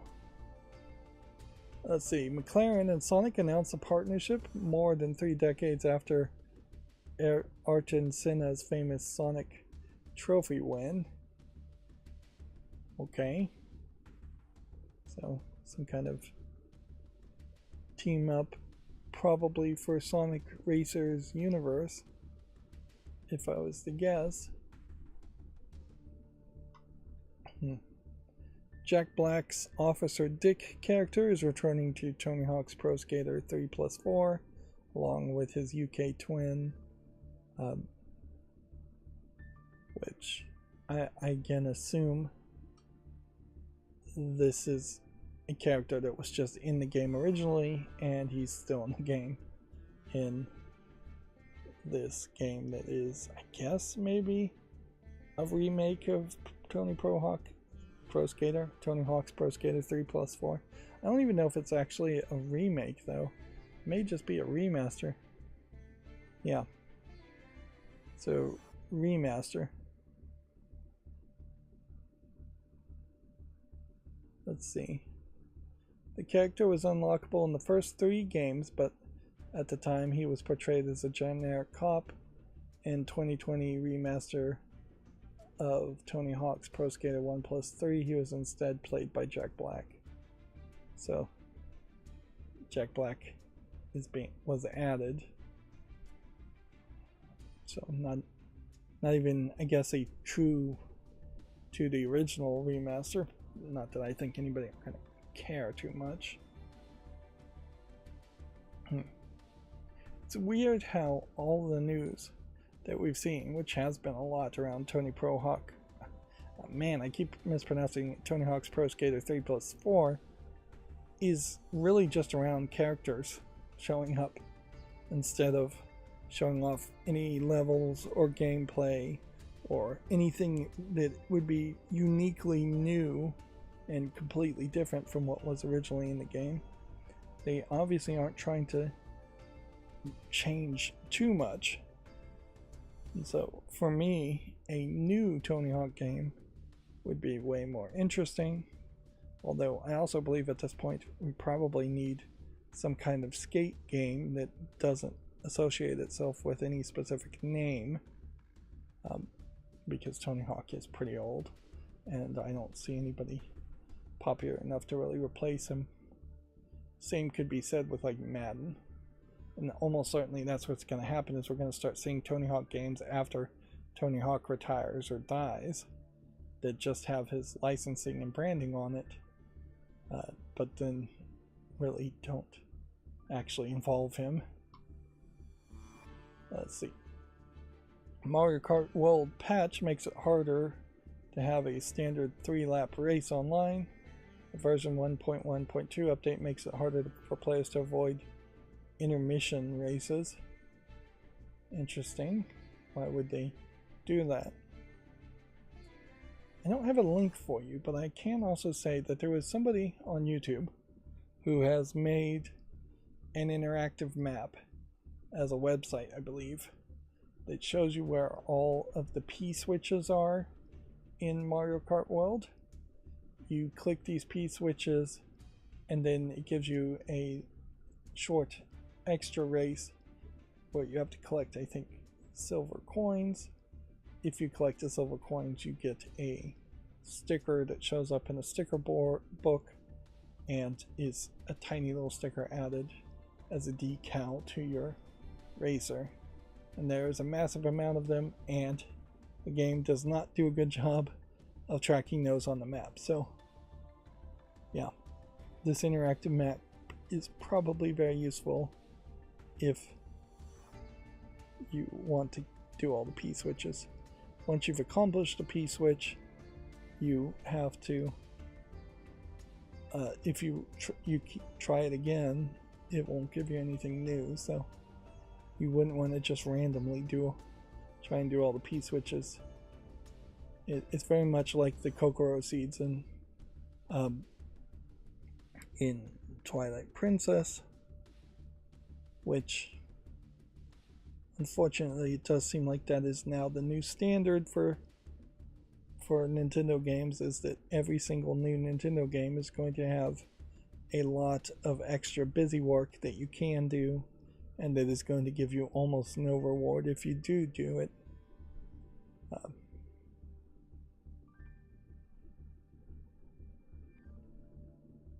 So voting for a versus race online, players can only choose between 3 intermission courses or random, which can now also include intermission courses. Interesting. Yeah. I just don't know why that would be the case.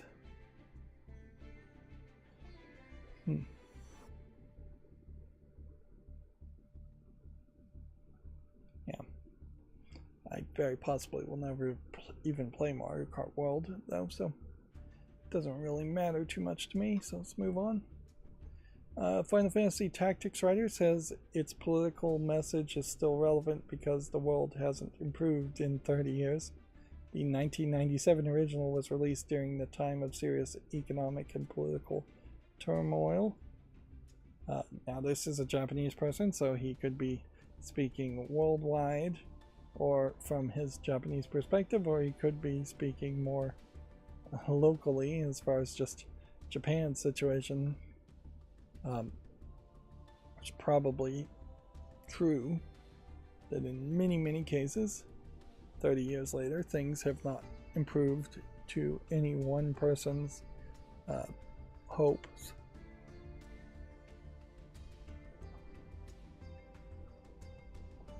I was certainly lucky, I guess, in my youth, but I also think that I was a little bit unlucky in that I probably was a bit smarter than most and did see that the world was not just going to be on a upward trajectory of improvement. So yeah, I didn't have a lot of hope in humanity by the time I was graduating high school, and sadly I was proven correct. I could get into more details there, but yeah, there's always room for hope. There's always hope for hope, but there's less desire than ever for people to be part of a change for the good, or that people are even capable of a change for the good. A lot of times situations have to come to boiling points where where things boil over, and you are in times of great conflict before any major revolutionary change happens. Generically speaking, revolutionary. And I guess I'll leave it at that. Let's see. Amico has released some of its games on the Switch and Steam and insists the console is still coming. The company sold its Intellivision branding to Atari last year, so they probably are running out of money if I was to guess. The question is, are any of these games worth mentioning?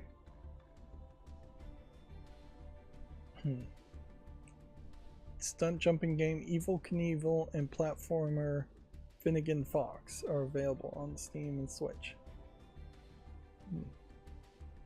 And they don't look terrible, but they also don't look amazing either.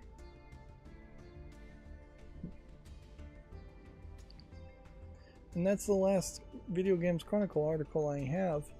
So not really that much news, even though it does seem like I'm taking too long to get through all of it. So let's go through now the Komatsu news and see if we can get anything more interesting, because that was fairly boring news too, because Capcom Directs aren't likely going to tell me anything. Noticeably though, they really only had 2 or 3 articles of talking about two games. Delta Force is coming to the PS5 and Xbox Series on August 19th. Season Break launches July 9th. You can see that this game is mixed reviewed though, so I'm not going to make a YouTube short on a mixed reviewed game. We still are seeing a decent amount of that happen, where games that just sold or were reviewed very poorly, I guess reviews are all we really know on Steam, still decide to come to consoles, and probably going to see a lot of that with the Switch too, is that you're just going to see a lot of people say, hey, there is no lineup right now with the Switch 2, let's see if we can release our game digitally on the Switch 2 quickly before there is any real competition. And then that may be a cascading error in that all of a sudden it's going to feel like the Switch 2 is not only an overpriced piece of hardware, but also a dumping ground for bad games. Moving on, the Turok Trilogy Bundle Physical Edition has been announced for the PS5 and Switch. It is intriguing to have Switch 1 games be announced. But yeah, this is Switch 1 as far as the logo goes.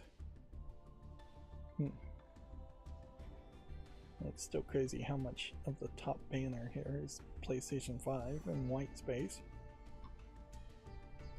Trails in the Sky First Chapter character trailer Oliver Leinheim is here on Gematsu if you want to check that out. I'm not going to bother with it. We're going to get character trailers for a lot of games, a lot of characters in that game, I suspect. Same is probably true for Hunter x Hunter Nin X Impact demo coming out for the PS5, or out now for the PS5. Yeah.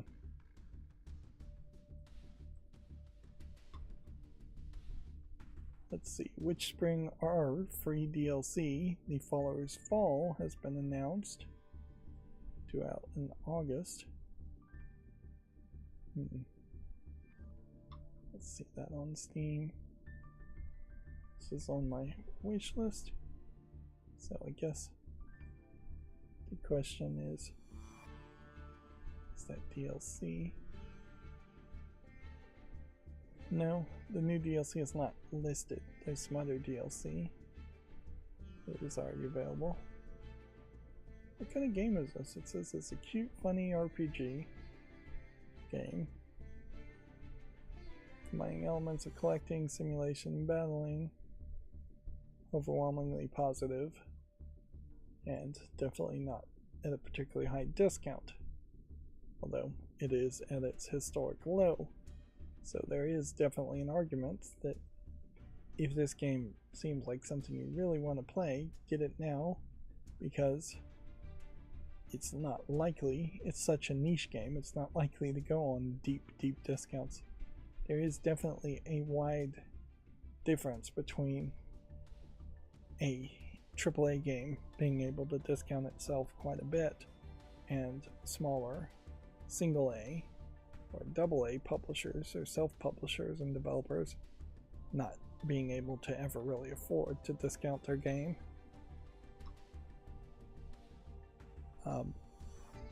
Let's see, Arc System Works announces an action game called Damon and Baby.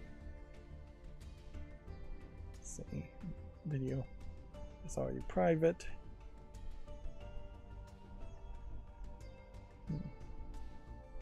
So all we've got is this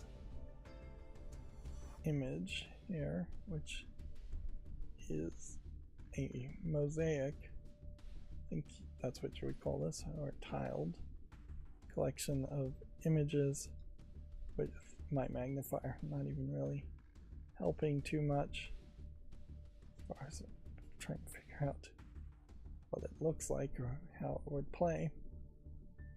So we're gonna have to just wait for more information on that one, really. Bubble Bobble Sugar Dungeon has been announced for the PS5, Switch, and PC, due out this winter. They have been trying to do something with Bubble Bobble, a series that has pretty much been irrelevant and dead for many decades. It's not the worst thought to try to bring back. Even the name Bubble Bobble is a fun name to say.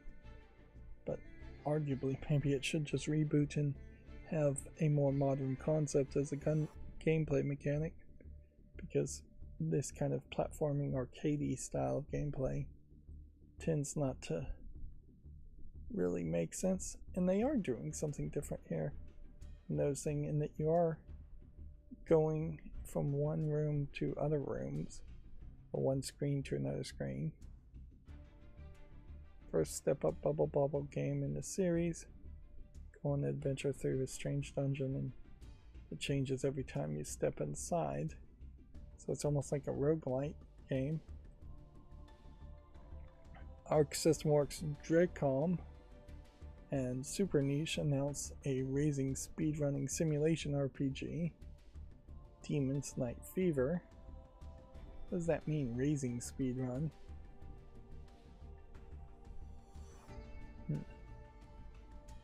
See this teaser trailer and see if it explains. Is it some kind of like daughter raising simulator game? Speedrun in a speedrun system? Well, this isn't really showing me.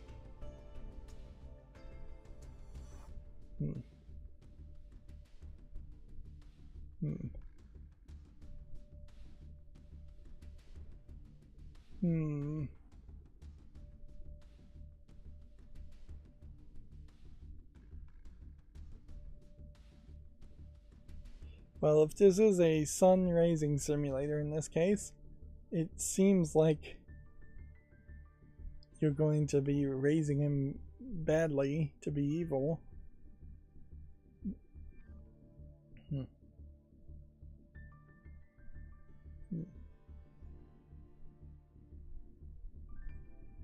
have no idea how you would play the game though, and that teaser trailer isn't showing me anything.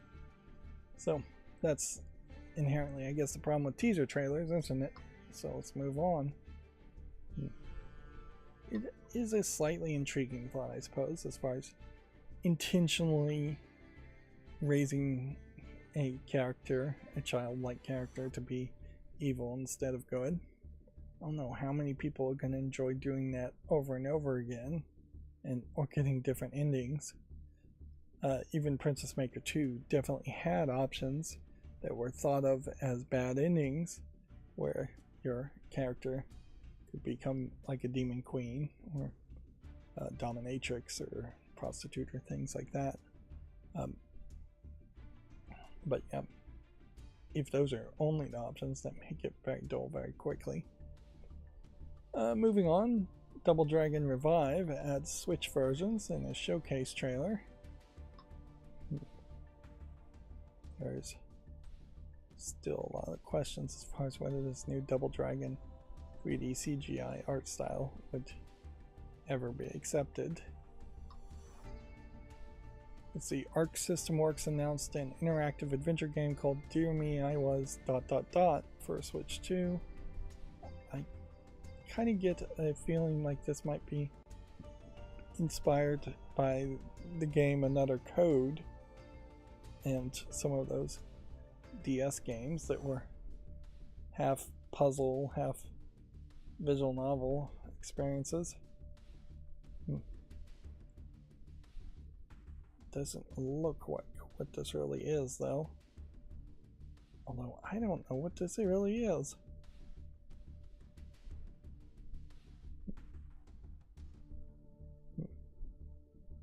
This is an interesting art style. I don't know if it's particularly good.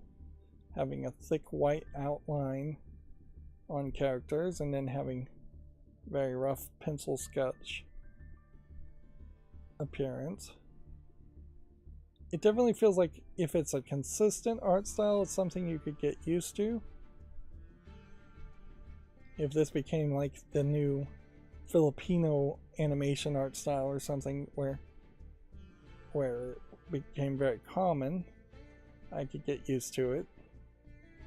But even the thumbnail here changes that art style away.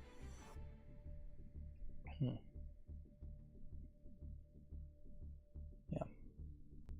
That tells me nothing, so I'd assume it is probably very much holding its secrets back.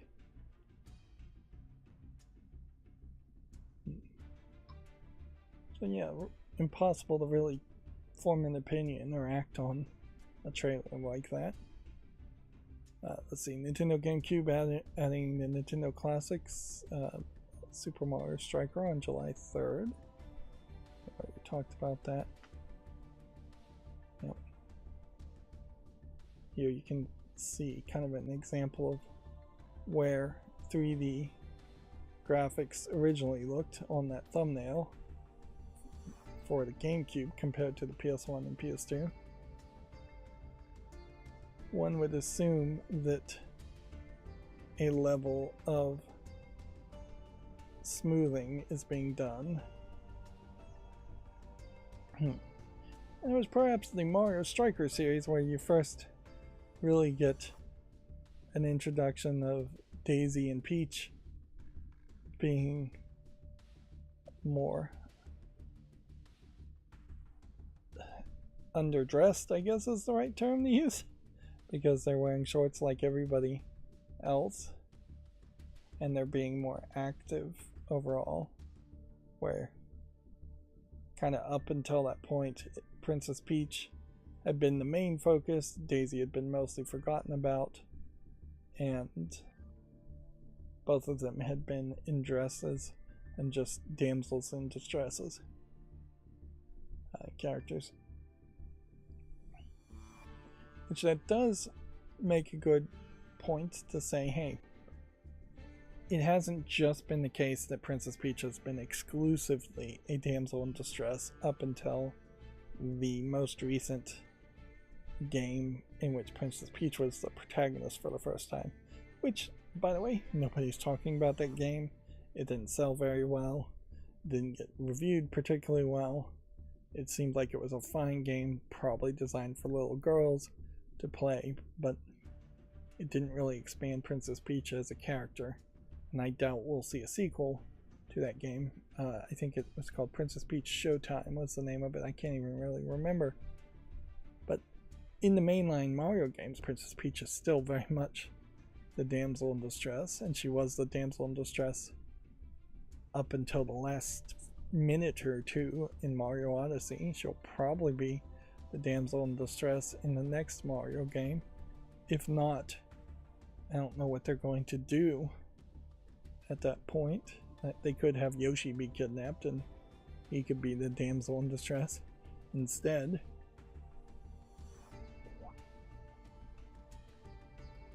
But yeah, I don't think they're going to change the formula too much. Let's see. A Kinky Spiritual Affairs Bureau is coming to the PS5 and Xbox Series this summer. It's currently available for PC. And in this case, I would assume kinky perhaps is more of a Japanese word than kinky as in K-I-N-K-Y, as in fetishy. But I can't be for certain about that.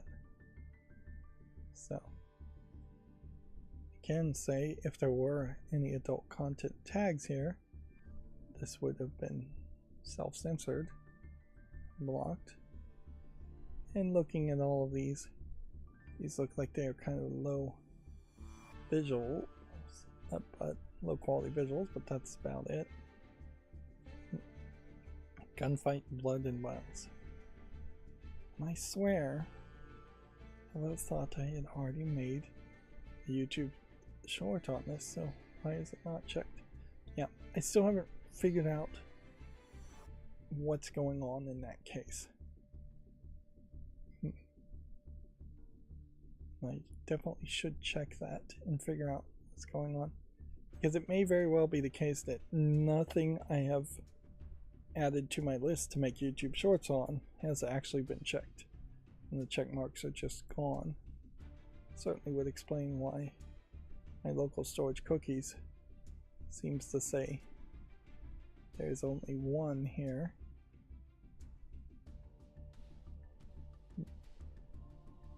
Let's see. Last visited. Definitely seems like a lot of things have been checked. This is a extension that shows off local storage cookies. So yeah, something is happening there. So maybe I just haven't made a YouTube short on it. I have to assume that's the case anyways. So we'll move forward. Let's see, Monster Hunter Wilds Title Update 2 launches June 30th. Unfortunately, most recently, Monster Hunter Wilds is overwhelmingly negative in the 13%, and overall it's 56% negative.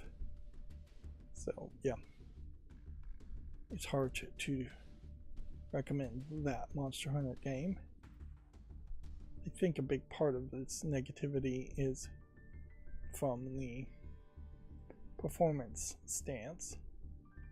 We already sat through the creator's message number 1, which definitely implies there will be a number 2. And we can see that nothing new has been added to the Steam page as far as I can tell. Let's see. Kunitsugami, Path of the Goddess, Meizo Talisman, Yashichi Waves update launches in July. Changes music into new 8-bit versions. I don't know what this game is at all, though.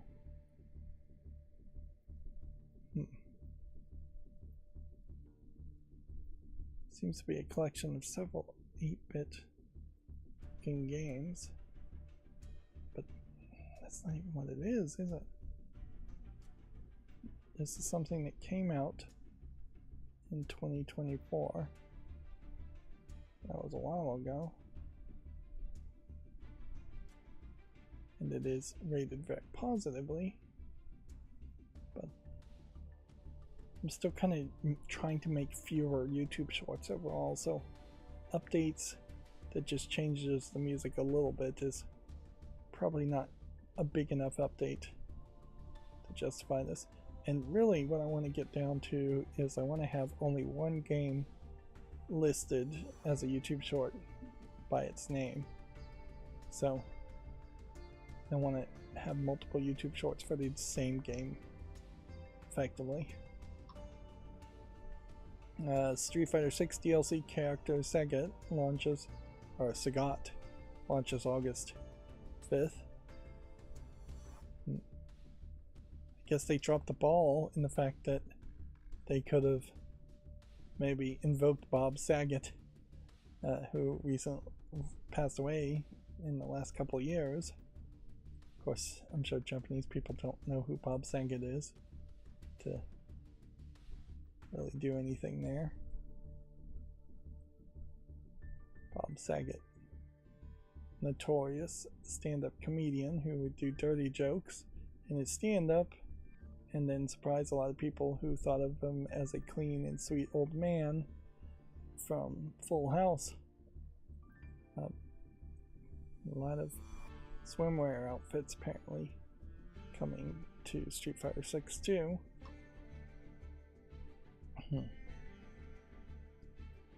Yeah.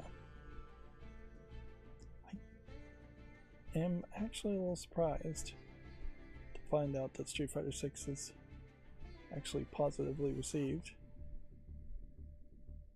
No discounts during the summer sale at all, and they are definitely charging extra for different passes to add more characters to a game, trying to monetize it over a longer period of time for a larger amount of money. Pragmata details its story, puzzle, and action combat. I didn't see anything actually about the story though, other than it's going to be on this moon base in the world.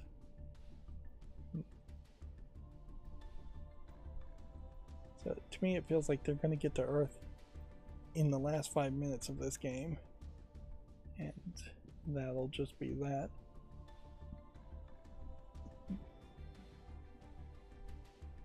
It feels like you're gonna probably end up fighting the same kind of robot characters over and over again.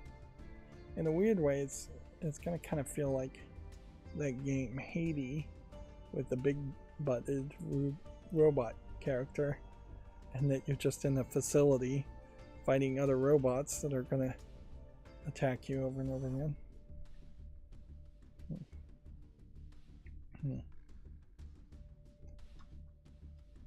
Let's see.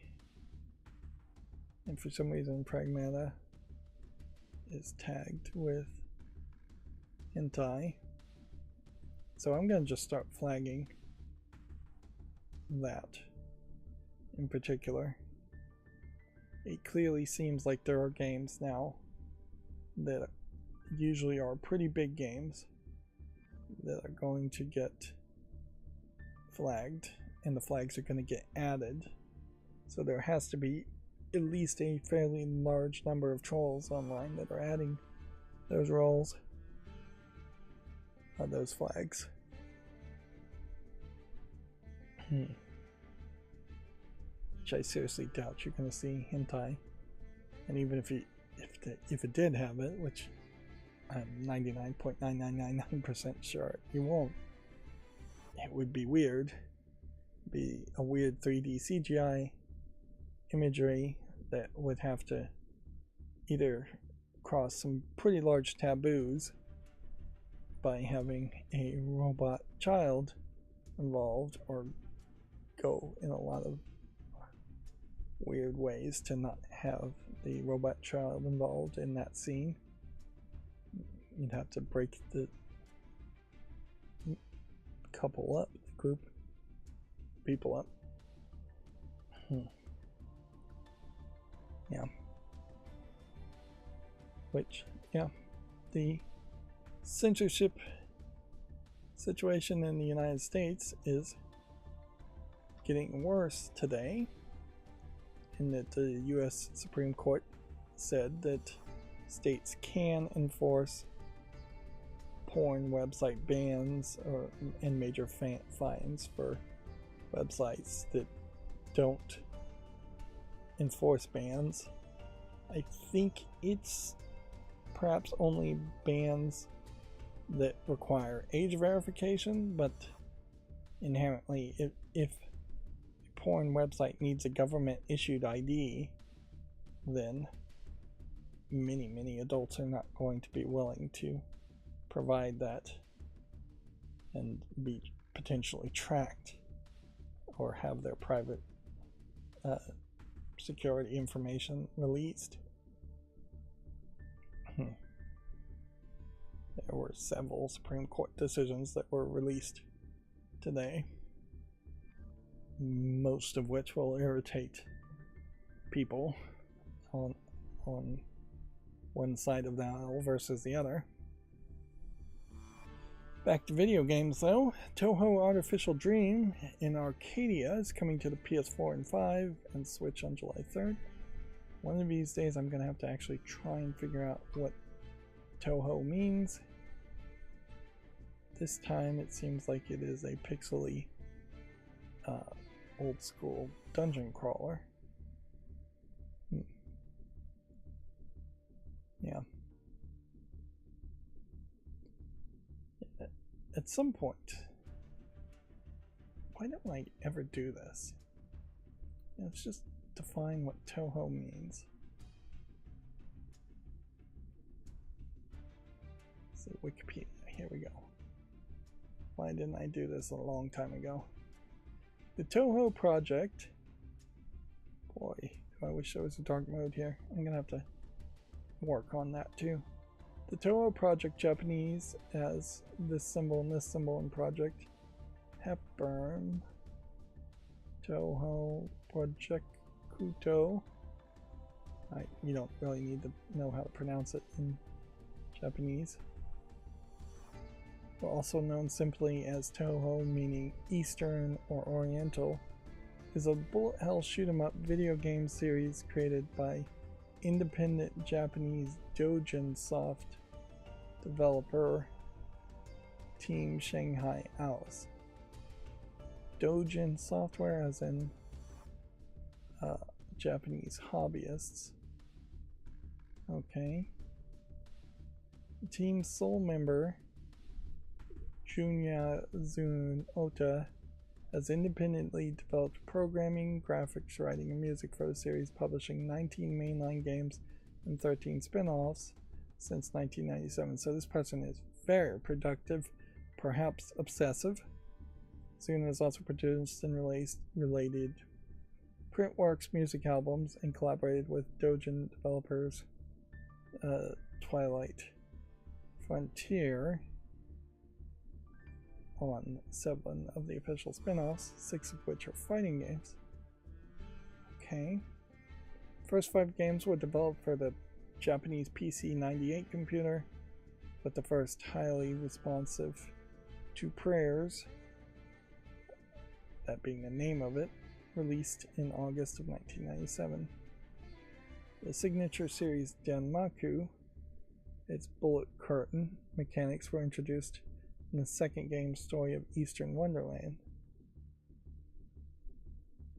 The Toho project is set in Gensokyo, a preternatural land sealed from the outside world and primarily inhabited by humans and yokai demons. Legendary creatures from Japanese folklore that are personified as Bishoujo,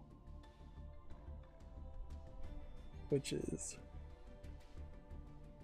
cute girl, anime girl style.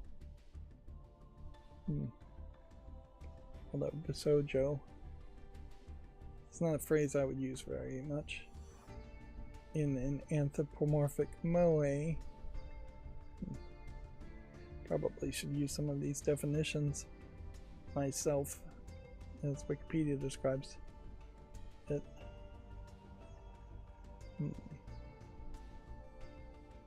Let's see. The Toho project has become more particularly notable as a prominent source of Japanese doujin content. Do they mean games or do they mean manga or anime? Artwork, music, print works, video games, and internet memes. Because of this, has gained a large cult following outside of Japan. Popularity of the series and its derivative works have been attributed in part to few restrictions placed on Zune of the use of his content. Unofficial works are frequently sold at fan conventions, including Comiket. Okay. So, I did have a general thought that there was some kind of permissiveness. I thought maybe it was even just like an open source effort where general concepts and characters were thrown out there. But it seems like there's a little bit more control than that.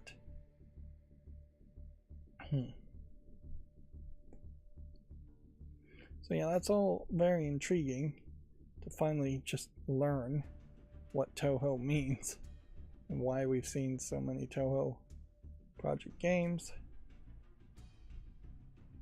Yeah.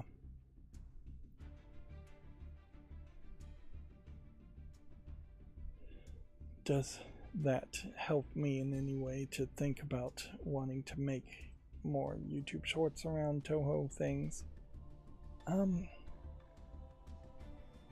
I guess it's prominent enough. It is definitely a niche group subset of gamers, a very small subset of gamers, but sure. Going forward, I will consider making YouTube shorts for all Toho things, but I will also say I'm highly unlikely to ever actually want to play any of the Toho games because none of them have looked particularly interesting, nor do any of the characters look particularly interesting. Moving on, a game called Abiotic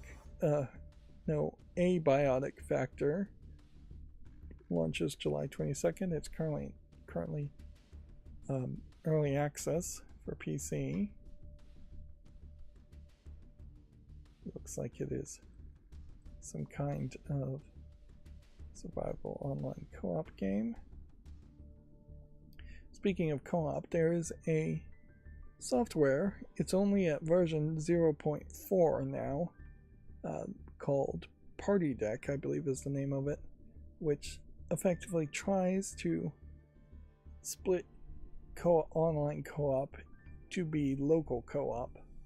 Now, I'm not sure if it does that in some way where you actually have to have 2 copies of the same game, which on one account would probably be impossible to pull off on Steam, but it is doing something to emulate the Steam Co-op API and sandbox 2 instances running of the same game on something like a Steam Deck, which is actually a pretty high demand on performance, I would think, to make a split screen experience.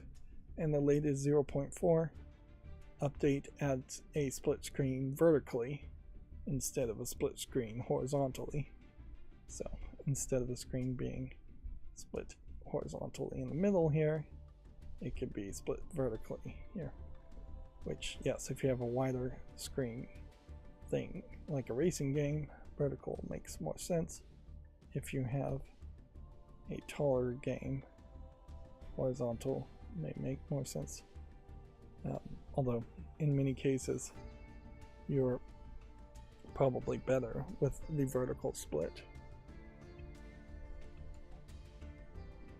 Usually games are built around human eyes, and human eyes are split to be vertical and have a wider field of view, not a taller field of view. Yeah.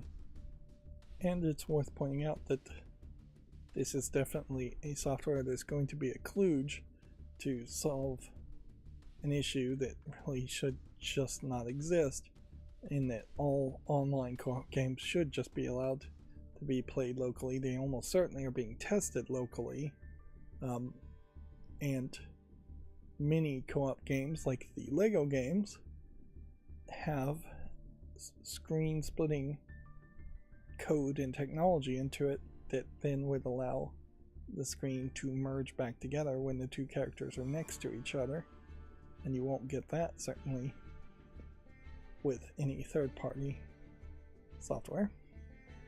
But yeah, that is another thing that Valve could potentially try and do, to just say, hey, any game that has online co-op now without a lot of extra work of the programmer also has local co-op. Valve inherently doesn't even, I think, have ad hoc connections and gameplay. You could probably rig it since it's Linux, but the idea of 2 people with Steam Decks in the room playing against each other without having to connect to a Wi-Fi router in the middle still probably is not something that Valve has set up to work perfectly. Let's see, moving on, 2 Point Museum DLC Fantasy Finds has been announced. I heard a lot of promotion and talk about 2 Point Museum when it first was announced, or no, 2 Point Hospital. The game before this one game was talked about a lot, but didn't hear a lot of people talking about actually playing the game or sticking with it. Let's see, moving on, Chained Echoes DLC Ashes of Elrant launches August 7th, which, okay, this is a game from 2022. Yeah. In that case, it probably is worth making another YouTube short on it. Anything from a couple years ago probably doesn't have a proper YouTube short, and arguably any new YouTube short I make now, since it's going to have the text-to-speech added to it, will be a different experience. A game called Angry Foot is coming to PS5 and on July 1st, which, yeah, that is green and disfigured as far as a foot playing on a controller.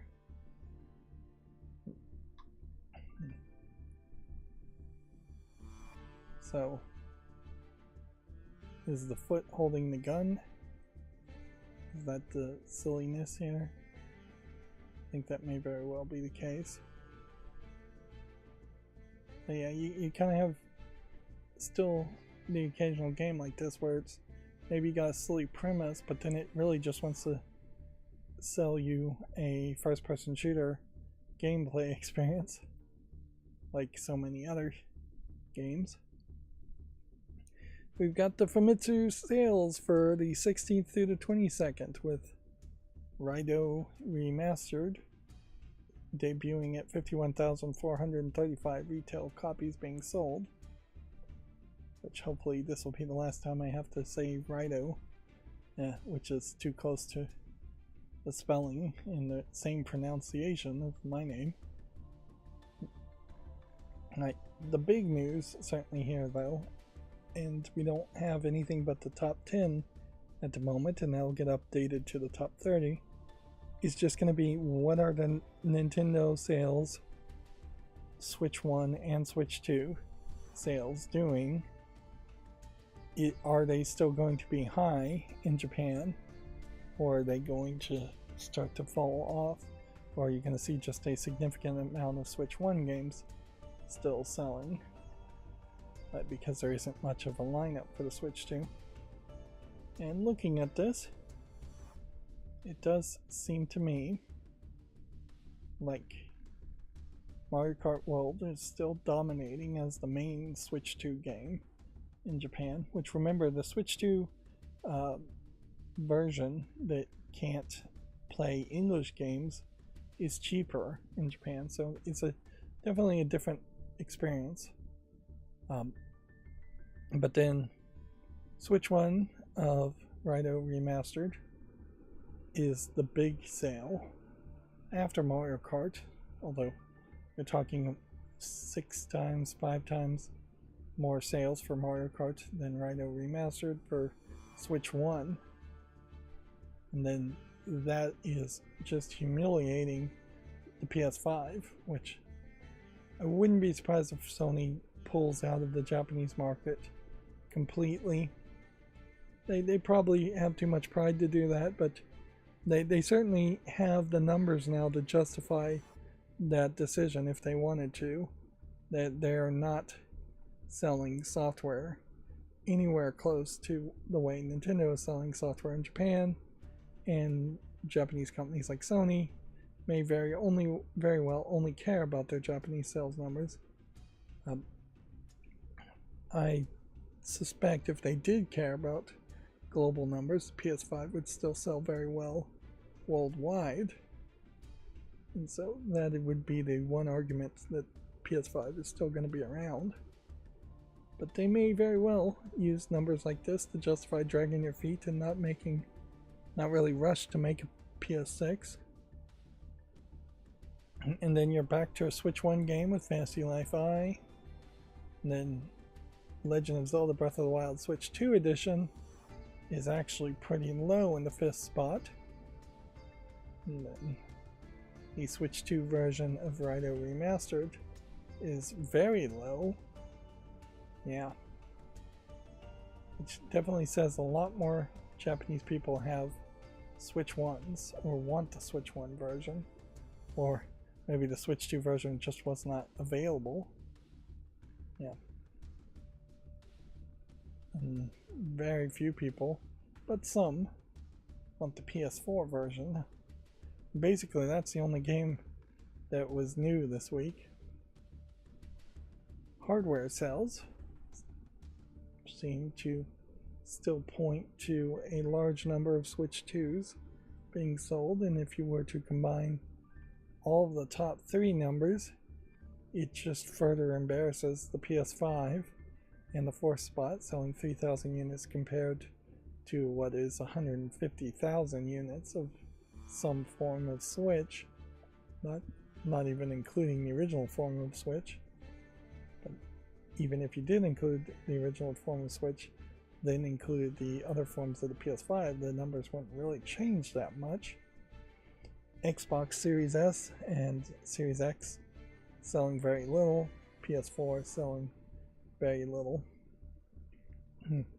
I would heavily chalk up all of the Xbox sales to being bought by foreigners. in Japan, living on bases in Japan, embassies in Japan, for as low as the numbers are. I wouldn't be surprised if any store that has no English speaking staff simply just does not stock Xboxes at all. Digimon Story Time Stranger Systems trailer is available. The previous Digimon game is on sale during the summer sale right now, but it's kind of not worth even mentioning because it's not particularly a good Digimon game, and I don't think there's going to be any real connection other than it involves Digimon. And then there was a previous Digimon game that maybe that would be on sale. Maybe that would make some sense.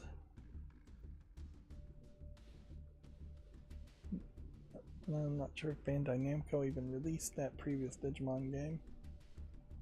It's going to be hard to find it. Yeah, this Spy vs. Anna, 30% off, still way too expensive. Megatunnel Chomp Champs. Sandland, $30 off. Nobody super enthusiastic about that game either. The We Love Katamari games are on sale. Still kind of expensive at $7.50, but you're probably not going to get it any better for it being such a niche game. One Piece games on sale. JoJo's Bizarre Adventure. So yeah, Digimon Survive here is mostly positive, and it's discounted to $15. So not absolutely terrible. I feel like there was another Digimon game in between that one though, and Digimon Survive, but maybe not. Yeah. I don't think there's any older Digimon games. Katamari Democracy Reroll. This game actually may be only part of the later bundle that we scrolled past.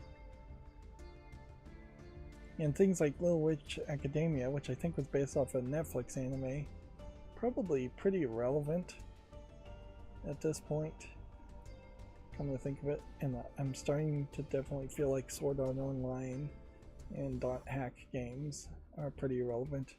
Rydo games potentially irrelevant too by the time I actually got around to playing them. There's a decent chance they'd be irrelevant. You get some really high priced games on sale, like Galaga for $2 at discount is still probably $1 too expensive, but it's kind of the only way if you want these classic games on your Steam account. Which that definitely highlights that there is still a very large amount of very old games and arcade games that will never show up on Steam, and there's just a level of claiming that to be abandonware. This game is discounted to $3, and at that, even though it doesn't really have an actual ending feel to it, is not a terrible deal.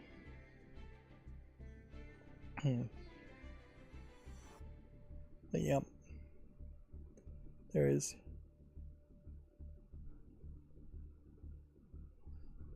basically every single game they have is on sale, and Namco Museum Archives might be a better deal,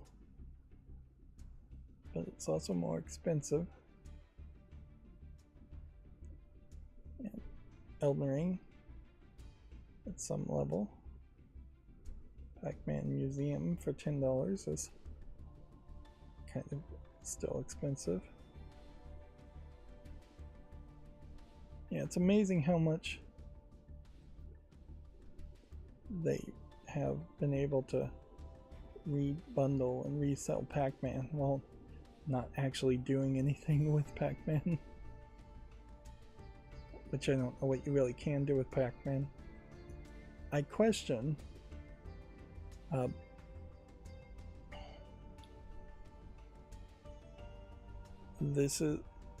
question if this isn't really a situation where arcade games have fully saturated the concepts that they could have saturated, and there is little chance that anybody could ever make a new arcade style game that anybody would actually care about, which in fairness most arcade games weren't even cared about. Very few Pac-Man and Donkey Kong style arcade machines stayed working and actually played in arcades back when arcades existed. Most arcade machines got either sold off to collectors or refurbished and reused to house new circuit boards and play something different. So yeah, this says the second title in the Katamari Damacy has returned in a remastered form. This is We Love Katamari Reroll Plus Royal Reverie. Where's... yeah. I mean, I guess it doesn't really hurt me to leave this on the wish list, but at this point I'd only really be playing this because it looks like a girl's game. And then Katamari Damacy Reroll. Beloved roll-em-up game returns in fully updated graphics. This is 2018. This is 2023. And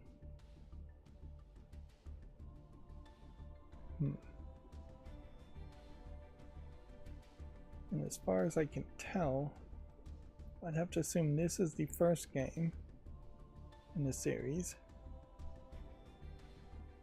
which is a little surprising it's even on PC. And then this has got to be the second game in the series. All the screenshots do look different, so kind of a confusing naming scheme here, and no bundle either, but you'd think there would be a bundle of both games.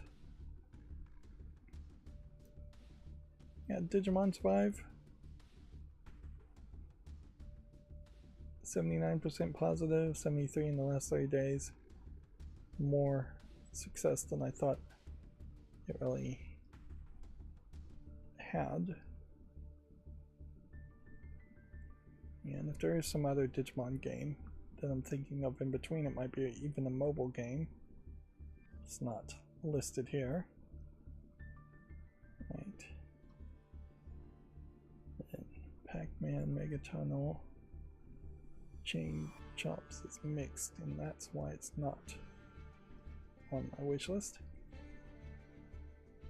I'm taking too long here. Moving on, Spy Drops launches July 31st. A modern retro stealth action game has been dated. Looks like retro might be it. Although the thumbnail here showing us very different art style than what this screenshot looks like. So let's jump over to what it looks like on Steam, and if I recall correctly, yes, we've seen this game and it looked very much like it was inspired by like the first Metal Gear series.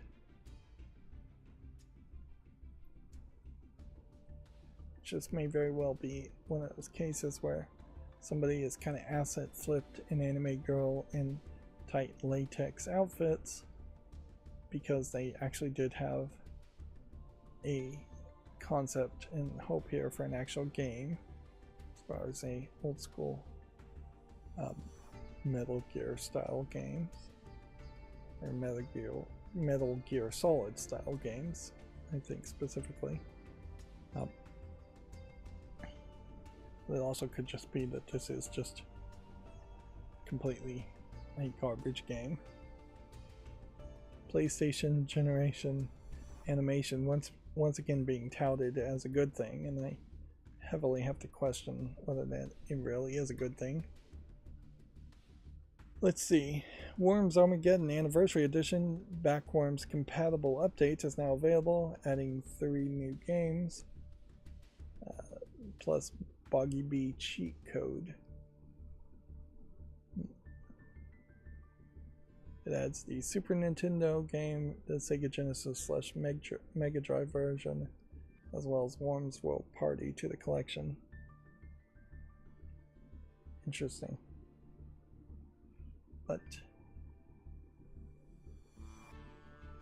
it is not specifically for PC.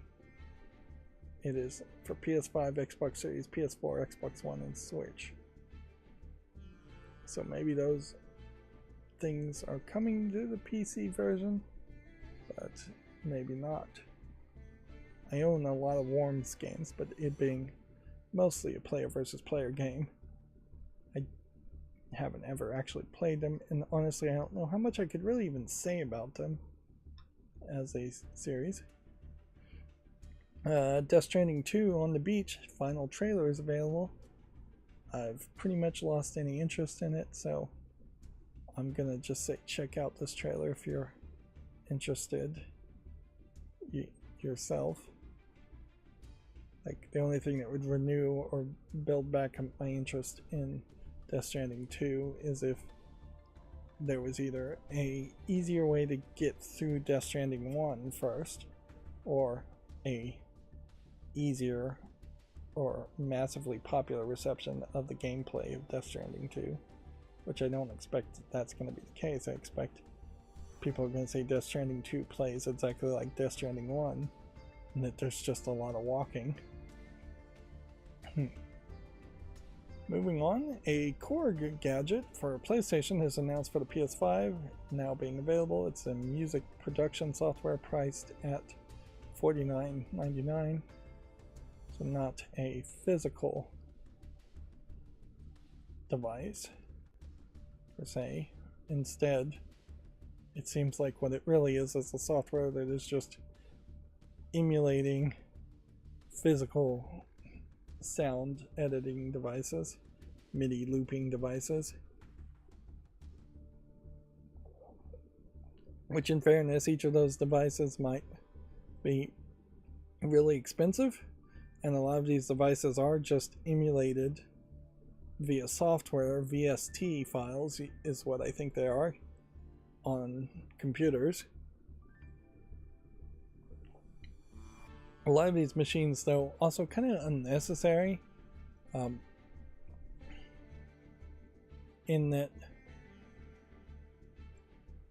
there's just a lot of random ways in which you could make music, and a proper music scoring software is probably your better way to make music, instead of making things on the fly with a DJ style musical device.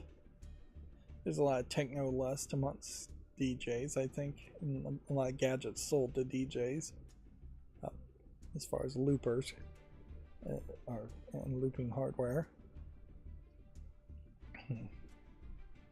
Although, in fairness, it's easy to say everybody should just be writing sheet music and using software, when the reality is a lot of people are either producing their music on stage or writing their music on stage in a more artistic, off the top of their head style, at which point physical hardware devices are going to become more necessary. Alright, well, that would bring us to gaming on Linux, but I want to take another bathroom break, so we're going to pause it again, and I'll be right back.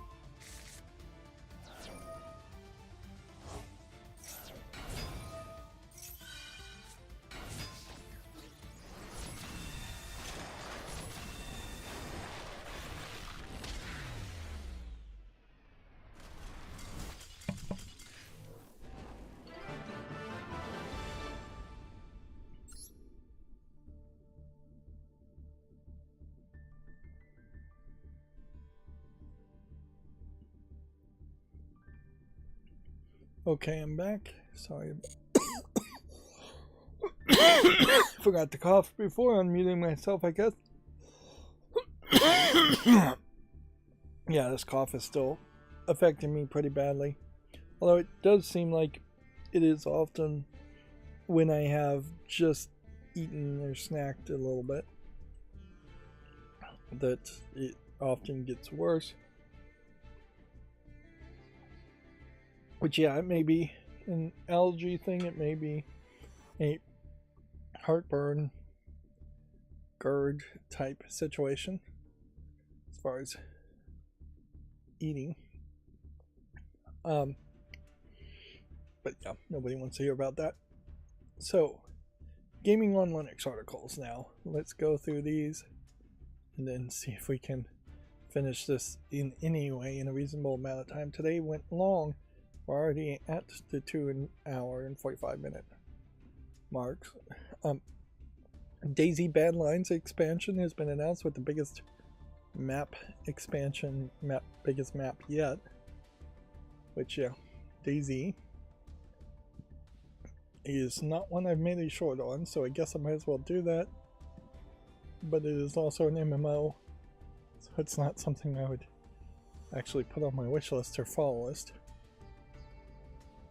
Pricing has been announced for the Orange Pi Neo gaming handheld with Manjaro Linux. This was the third taker to the idea of building a handheld and then running a handheld operating system on it, with Manjaro Linux being its own thing. Let's see. It's been delayed a fair bit and it still sounds like it's a few months away from a proper release, but now they know the pricing. What is the pricing? If you get the 7840U, you're getting 16 gigabytes of RAM and 512 gigabytes of storage space. Will be at $450, whereas the base model of the 8840U is 32 gigabytes of RAM and 512 gigabytes of storage space for $550. So you're paying $100 more, it seems, exclusively just for 16 more gigabytes of RAM, which, depending on the speed, that might be worth it, but very possibly it isn't worth it. Like, it's going to heavily depend on what the speed of the RAM is. And also, I would like to know the internals here. Okay, so they're saying it's low profile DDR5 at 6400 megahertz, dual channel. So, if it's that way, that probably means dual channel is going to have two sticks that are 8 gigabytes for the 16 gigabyte version, and then two sticks that are 16 gigabytes. But it may very well be a case that there's just one 16 stick in this model, at which point it might be upgradable. The Ryzen 7 7840U, I'm not sure how good that is, but it is part of the 7 series. So it's kind of high. It says it has 51 hours, which I'm not sure what that really means. Does that mean you get 50 hours of battery time? So this is one of those cases, once again, when it just needs to get into the hands of people before you even begin to know whether there's an experience here that feels different. The screenshot here, or the picture here, with the touchpads is interesting. But then you have all of your buttons down at the bottom with no start and select button, or whatever they're called nowadays, up here where they normally are. Got a almost Joy-Con like verticality with your right stick in the buttons here, and the D-pad and the left stick are kind of squashed in. It feels like this whole device is kind of small, no grips on the edge, so it feels like it might be designed to be pocketable. And my real concern is that this may very well be a emulator device style of hardware design, at the very least, if not actual emulator device style of hardware, that is just being pushed really hard to run Manjaro Linux. It may also be an availability issue. It is worth pointing out that less people are going to go to Best Buy or Amazon.com and get a Lenovo Legion Go than there are people that are going to go to Steam and directly order a Steam Deck, or GameStop and get a Steam Deck from them. So Valve just has a better availability supporting itself, which is still propping up the Steam Deck despite it being 3 years old at this point. And these certainly aren't prices that are budget by any means. So compared to a refurbed Steam Deck, is this worth $50 more, or $100 more really, than what you could get on a refurbed Steam Deck? And I'm not even sure how much RAM is in the Steam Deck, but I'm not sure it really matters either, because it kind of works. Let's see. Next, we have 2 Point Museum's first DLC announced, with Fantasy Finds coming in July. I already opened up a tab here, but it doesn't look like I made a YouTube short on it. Apocalypse Express has some frantic train combat out in early access.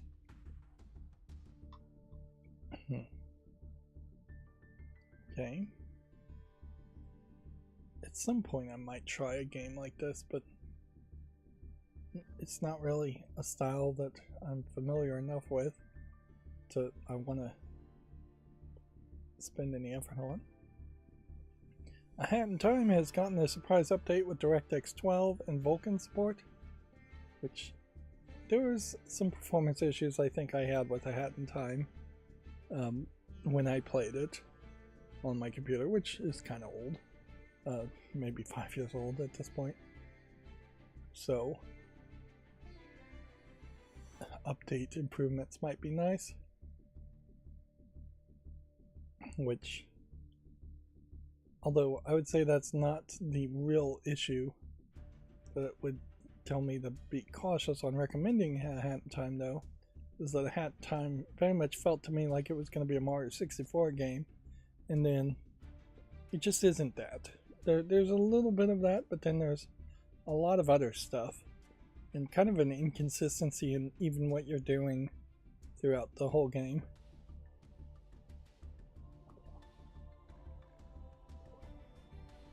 DirectX 12 improvement and Vulkan support feels like they are probably working on some new game and backported their engine and their code for A Hat in Time. Of course, I am an outlier here, and at 98% positivity are the reviews for A Hat in Time, which may very well just be an example of maybe me not being particularly satisfied just because I expected something that I should have never expected. They definitely have tried to make this Hat Girl more of a character and show up in some other games, cross-promote, but I just wasn't in love with it, you know? Maybe I was just in a bad mood when covering it, but it just didn't really work for me. But obviously I'm wrong. I have to be totally wrong here, because otherwise the majority of people reviewing it are wrong, and then if all reviews are wrong, then I'm in a bad situation.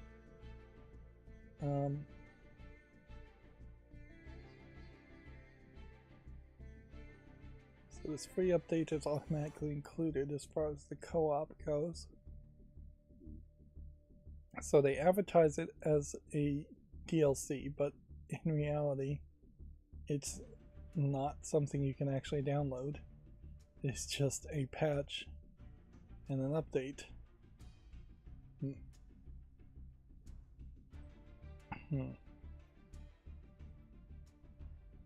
I could definitely see how Hat Girl would have been interesting as a character, and I definitely wanted to be interested in her. I don't know. Yeah. It's a shame. It's a shame. I really feel like I should have had a great time with that game, and my only memories is I wasn't having a great time with it, which maybe had nothing to do with the game itself. It may have had everything to do with whatever problems I was going through outside of video gaming at the time. Yeah, that may have been the case too. I can't remember. Can't really tell for sure. Moving on, the first-person dungeon crawler Monomyth gets better Steam Deck and gamepad support. Okay. I really never expected. This is still early access. Interesting. I should actually knock this down to follow list and make a YouTube short on it. I never really expected Linux on Gaming to talk so much about games though. But yeah, they definitely talk about 80 to 90% of all their articles are games. A Painkiller reboot has been confirmed for launch on October 9th. Which I do think that is one of those game series that people have been wanting for a long time.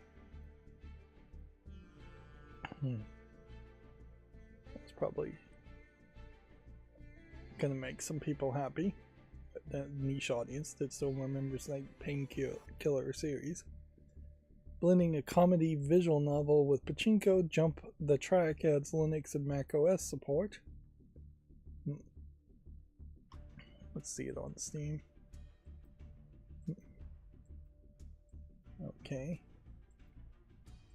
Mostly it looks like you're going to be doing visual novel stuff. Only one of these screenshots says really pachinko, but who knows. This is slightly over 30 reviews. It is rated positively. Should I put it on the follow list or just add it to the wish list? Probably just add it to the wish list. Let's see, Steam gets more fixes for the Legion Go S, 8-bit DOE, and the in-game overlay. They've released another set of beta updates for the Steam OS client and Steam Desktop. Let's see.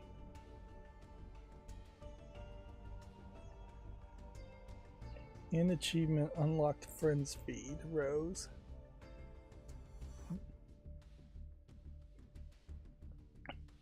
I like the idea of a post-game summary AI UI. Does that actually exist? Apparently it does, where you can get a summary of achievements unlocked after you're done playing instead of it popping up while you're playing. I like that concept a lot better. I'm gonna have to figure out how to potentially engage with that or enable that. So I'll hold on to this tab for later. I'm still really sick, and yet I'm making footage when I really shouldn't be. As far as this cough goes, I don't know how long this cough is going to last. It could be weeks, months, years, the rest of my life, however long that may be. But yeah. Inherently, if I have a cough and I'm getting winded because of the cough, I can't do physical activity very much either. So it's either sit in a chair and make video game footage or lie in bed and watch YouTube. So not very productive, or watch something streaming at least. The Steam Summer Sale 2025 is live, and here's some top picks all under £20. I didn't know gaming on Linux marked things under pounds. They've got a new artist, by the way, doing the art. It's fine. It's not particularly great, in my opinion, but I don't think it really matters too much either. It is interesting that the limit here is under 15 pounds, under 20 pounds, under 5 pounds. I'd have to kind of translate all of this. And they've got a list here of things also that don't have so much to do with an actual price. There's a list here. It's a fine list. Let's say there is an argument to maybe getting Batman games before they disappear. Warner Brothers Discovery goes out of business. $4. And then what's the DLC? Season Pass bringing it up to $6. And then a bundle here bringing it up to even more.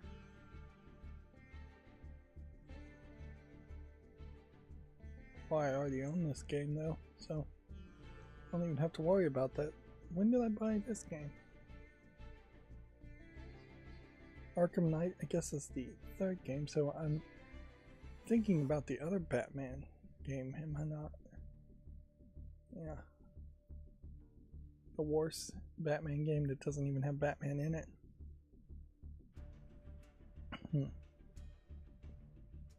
But yeah, Mortal Kombat 1, probably could skip it. Obviously, even $4 for Suicide Squad is probably not worth it.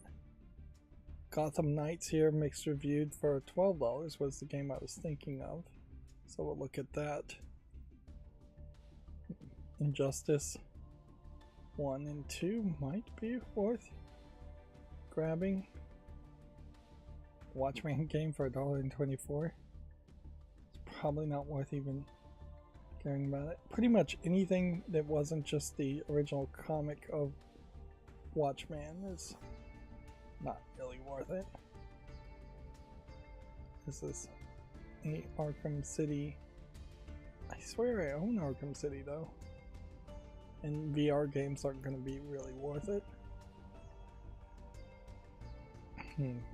Back 4 Blood was the Left 4 Dead game I was talking about earlier, the supposed spiritual successor to Left 4 Dead. But yeah, there definitely is a thought that these games, with the biggest loss being the Lego games, are going to maybe go away. And there definitely is a thought that we're not going to see a lot of new Lego games.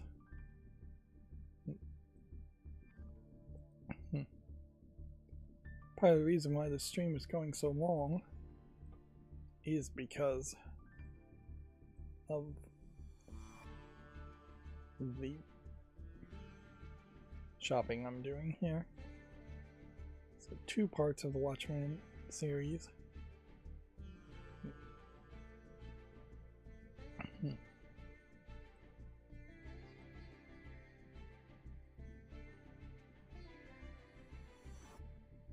There's a decent thought also though that that's just never going to actually happen.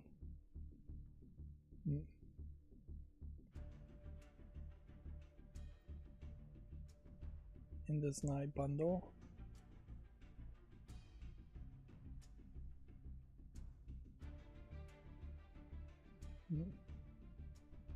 Which actually I think is cheaper if I get this.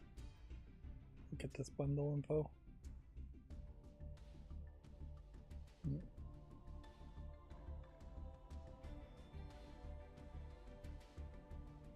Interesting. So you save money by completing a bundle than you do compared to not completing a bundle.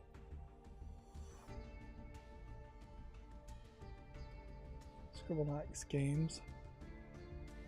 Perhaps expensive, but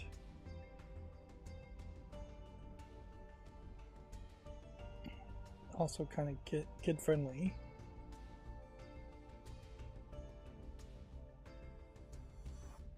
Scribblenauts Unmasked, I think, is already in my cart.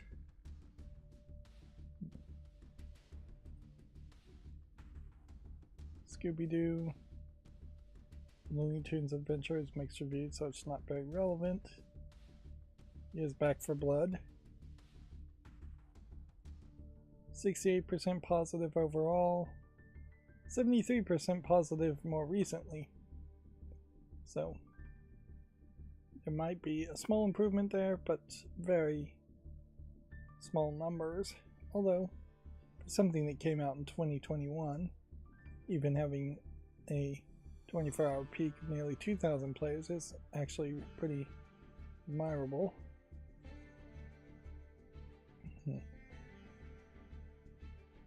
Regularly goes down to $3.99. If you want Left 4 Dead, go play that instead. This is not the spiritual successor people wanted. Get this on special, it's okay. So they're really damning with faint praise as far as Back for Blood. Batman Arkham City. Batman Arkham City and all of its DLC. It's no longer available on Steam, even though it was listed on the publisher's page. Instead, you have Batman Arkham City Game of the Year Edition, which, yeah, I'm pretty sure I already have Batman Arkham City, so if I click Add to Cart here,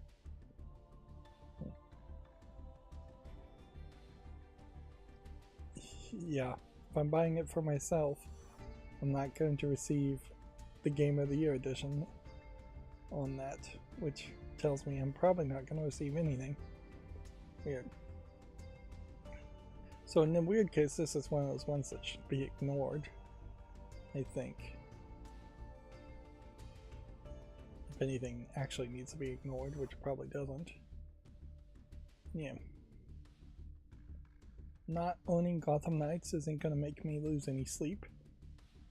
They really screwed up here, and this was in 2022, so we are looking at a 2020, 26, 27 timeline in when you would expect the next Batman game to come out, and they would hope that for a third time they wouldn't come out with a complete and total flop as far as a Batman game goes.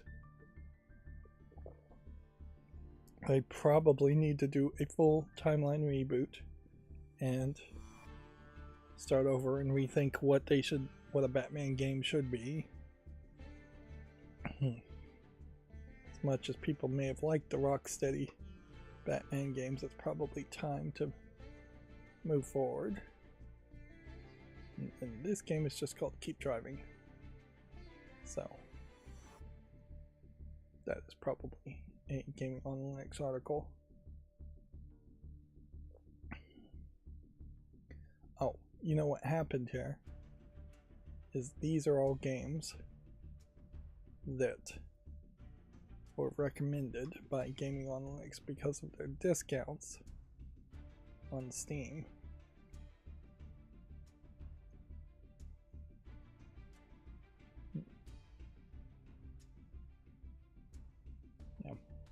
Gonna move things back down to Vault List if they're in early access.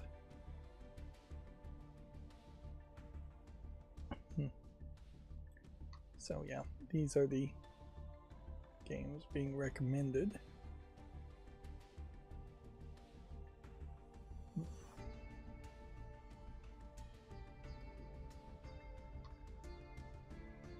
Yeah, and inherently I am growing my list of Fall List games back up, but the hope is to not grow it up to a huge number.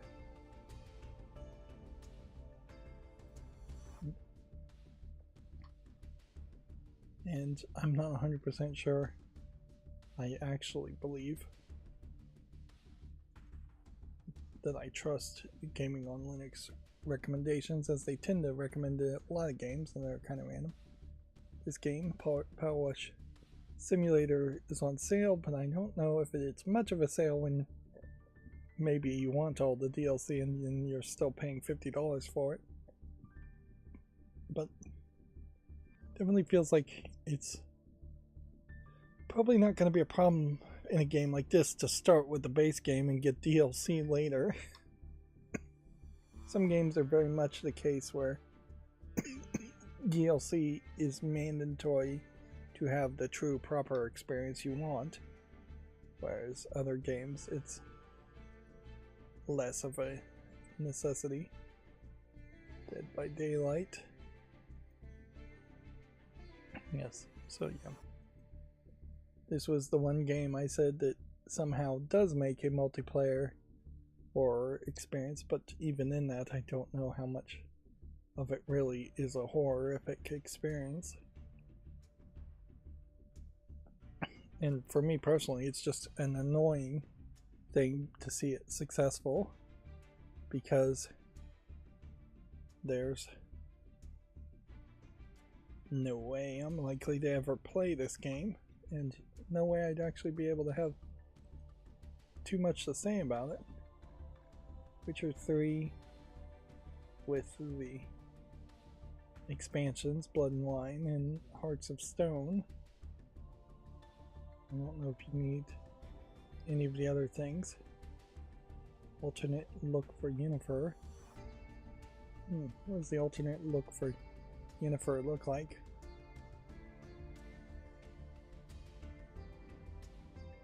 Okay. She looks like that, which I don't think looks much different than the way she originally looked in the game. Yeah.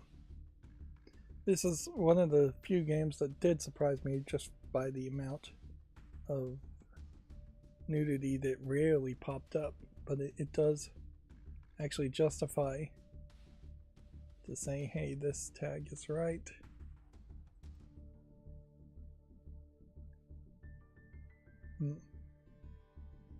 I don't know what applying a tag actually does, though. Which it is funny that there isn't some kind of like DLC here where you could, or setting in the game where you could cut out the few adult scenes and then not have it be an immature experience, because this very easily could be a teen plus experience just by the sexual context being bleeped and the nudity being removed. Use of alcohol isn't really that common or important. Intense violence most parents don't care about. Blood and gore, you could definitely censor that if that's a problem, but I don't think really too much of that either. So this is Netflix inspired Yennefer outfits. I did see a YouTuber saying apparently the CD Projekt Rydo claiming that the Siri model was not changed from that first teaser trailer to the most recent NVIDIA demo that used her model, which definitely to that content creator, and I agree with the content creator, felt like CD Projekt Red was just gaslighting people, because the model did look way different, and there's really nothing wrong with saying, hey, the teaser trailer was our first pass, we put some more lighting and improvements on it, and we heard some feedback and we improved in the direction we wanted to improve as far as the way Yennefer looked in that second tech demo.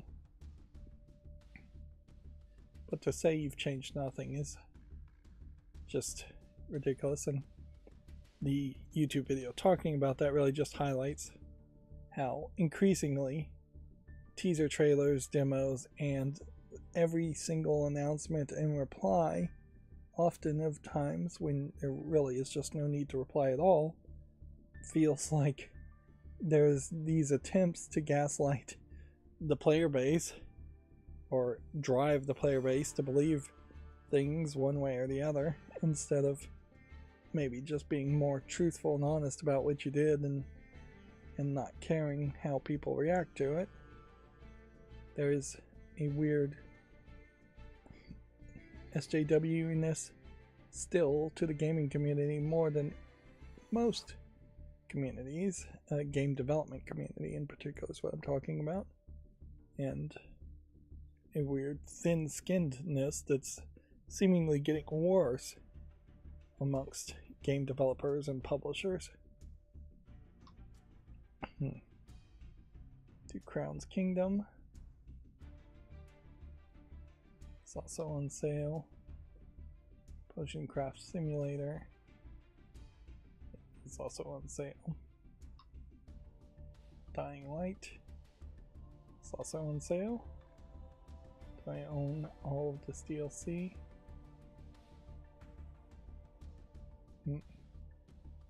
Probably. I would think probably. I do. There's an inconsistency on the number of soundtracks you get in games without going out of the way to pay extra for them on Steam too. Although, for people that actually care about the soundtracks, which is probably a small percentage, they probably know to go out of their way and make sure they download or purchase the ultimate bundles that include soundtracks. Don't Starve Together is also on sale. My Friend Pedro. Since all of these games are coming back up, I'm gonna check the check mark next to them. Dishonored 1 is on sale. Redfall. Interesting. Is there any reason why you'd want to play Redfall at this point? Or Deathloop, more reason that you'd want to play that. Dishonored 1 and its DLC. I own all of that, it says in library, come to think of it. You could get Ghost Runner at a bit of a discount. Bit more of a discount, and that's one trick I didn't mention either, is that certainly if you own one game and there are these bundles, which I'm seeing less of these bundles exist, really, you can sometimes get another 5% discount by simply being a loyal customer, as much as that is. So 24-hour peak of Redfall was 20 people. The game is mostly negative. There's really no reason why the online functionality on this should even continue to be serviced, supported. Best thing Microsoft could do would be drop de novo support and drop Bethesda.net account linking and possibly release these games also on Switch 2. But I doubt they're even going to do that much. And this whole debacle was from 2023. It hasn't been updated in 13 months. Tomb Raider, which I've already covered and played, is also on sale. Which, yeah, I think you could probably get it at a deep price there of less than $5 and get everything you would want to get. Now, weirdly for me, having now played all of the Tomb Raider Reboot 3 games, I would say this first game is the only one that's really worth playing. It just gets repetitive in the second one and doesn't kind of go in a direction you would want it to go, or I wanted it to go. And then by the third one, it's just super repetitive, and it definitely doesn't go in any kind of real resolution that I wanted. By the end of the 3 reboot games, Lara Croft still doesn't really feel like the previous Lara Croft as I understood her, and it doesn't really open up a door to more adventures. The third game in the reboot series is effectively stopping the end of the world, and you've just hit a pinnacle at that point, so the next game can't really top that. Cyber Knight's Flashpoint, I guess maybe is a game also that's on sale. Is it on sale?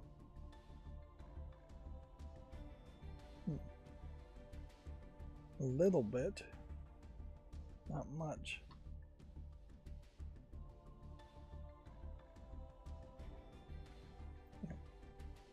This is way too many games to automatically open, so there is definitely an argument to limiting how many links to games should be opened.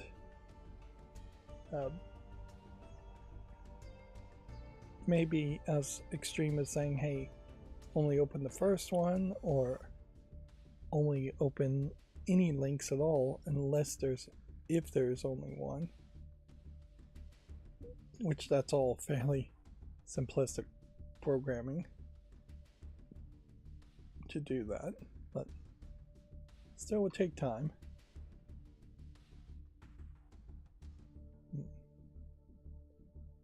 Ultra kill.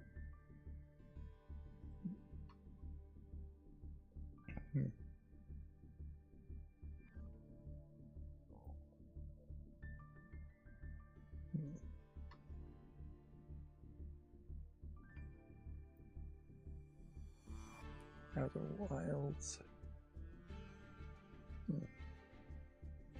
A lot of the games, though, they're also promoting here are not super discounted. Although SteamDB is also missing here, so this may be the first time it's ever been on sale. Belarcho, obviously, is one to think about, but you are very much getting a 10% discount at most. I guess if you had already bought Dying Light 2 Reloaded Edition, maybe you could get a bigger discount. Or if I had already bought Across the Obelisk or Slay the Spire, that might have gotten me a bigger discount.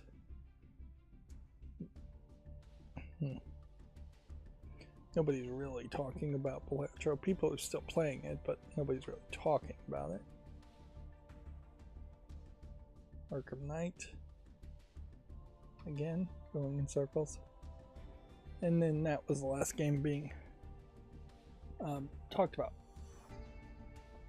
So we can get back to gaming on Linux articles, hopefully, and we can rush here. That side quest into shopping probably added another 30 minutes to the stream. Steam Summer Sale, though, adding things to making streams longer is not uncommon. So the Vulkan API, Advanced Programmable Interface, developers are trying to address some developer frustrations with a new extension. Vulkan has been out for around 9 years now, and the Kronos group continued to tweaking it for developers to remove frustration. It's probably the most important thing to ever happen to the Linux gaming as a whole, with it being the reason why so many games perform so well inside of Proton. No graphics API is ever going to be perfect, though, and Kronos has been listening to developers. And they said one of the most frequent developer frustrations has been the complexity of managing image layouts. And they formally announced a VK_KHR_unified image layouts extension today, which I think that's probably going to get shortened to something like UIL. VKUIL is probably the better way to label that. as an API function call. Now, I'm no programmer on Vulkan, so I have no idea as far as the finer details here, but if that's what people have been complaining about, then hopefully this is helpful.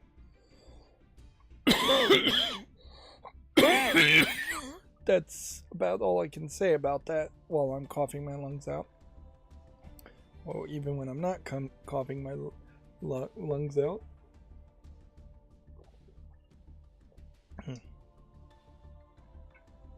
Because one can hope. 10 years after release, Dying Light Retouched is a nice upgrade for the Techland zombie game. So, they're enhancing and updating the existing game. They're not remastering the entirety of the game. Which that does give me almost some backwards justification now. Say, hey, I never got around to playing Dying Light. Now I have a good justification to play Dying Light. Interesting. It also, I think, probably also highlights that Dying Light 1 is still way more popular as the Dead Island spiritual successor than Dying Light 2 or Dying Light the Beast, which is supposed to have been DLC for Dying Light 2, but Dying Light 2 was so poorly received, they made it its own separate game. It took a while, but the excellent co-op horror game Repo just got a major content update. People are still playing Repo, so I imagine they will appreciate some new content.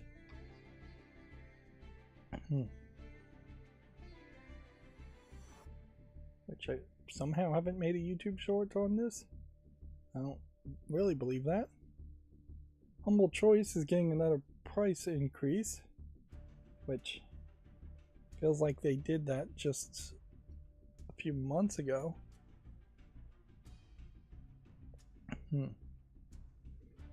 But also, I don't think that Humble Choice is probably the best thing you should be subscribed to. Although if you wanted to be on some kind of subscription plan that got you games that were Steam code games, Humble Choice might actually be your only offering that makes any sense. That is an interesting thought, at least. But yeah, you'd have to look into the details to see if it actually made sense. The Mecha Break, I assume it's just called Break, or maybe that's the entire name, is Mecha Break, is now Steam Deck verified and SteamOS compatible ahead of release. Everything now is basically being called Steam Deck verified and SteamOS compatible as two separate systems. Which at some point we may find that there's something that's Steam Deck verified but isn't SteamOS compatible, so the Lenovo Go S can't actually play it. But right now, we still just are seeing Steam Deck compatibility being verified. We're not seeing SteamOS compatibility being labeled on that sidebar. Chroma Blasters is a challenging music-driven twin-stick shooter arcade game. Okay. KDE devs have disabled a potentially seizure-inducing plasma effect as accessibility work continues. The highlight window effect for task manager thumbnails is now off by default. This is the effect that makes other windows fade out when you hover on a Windows thumbnail. They discovered that with a certain window arrangements, mouse movements, the current implemented could potentially cause full screen flickering at greater than 3 Hz, which is potentially capable of triggering seizures in sensitive people. Interesting. So there is a certain number of hertz that triggers seizures. I didn't know that. It's always nice to learn something new.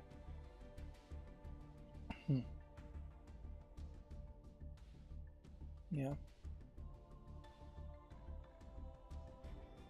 So I'm gonna have to research that more and see what if it is exactly 3 hertz, which would be flickering more than 3 times a second, since 1 hertz is 1 second. Or no, not. Yeah, 60 hertz would be 60 times a second. 1 hertz would be 3 times a second. Well, 1 hertz would be 1 times a second. 3 hertz would be 3 times a second. Yeah. So yeah, a limited number of flickers one can have. I do want to, on that note though, point out that there is just some awful automatic anti-flickering, anti-seizure stuff that is put on anime on Hulu. It is terrible. They will like darken it, they will pause the screen, they will slow down the frame rate just on the small chance that somebody possibly might have a seizure on it, which feels like at a certain point, just jumping into the episode, if they thought there might be something seizure inducing, they should warn you as you play and begin the episode and let you opt out of that. That would be the beauty of streaming, certainly, is to say, hey, here's a checkbox of content that we have identified in this. Do you want to uncheck the cussing so it's bleeped? Do you want to skip the sex scene? Do you want to make the flickering go away because you're in danger of having a seizure?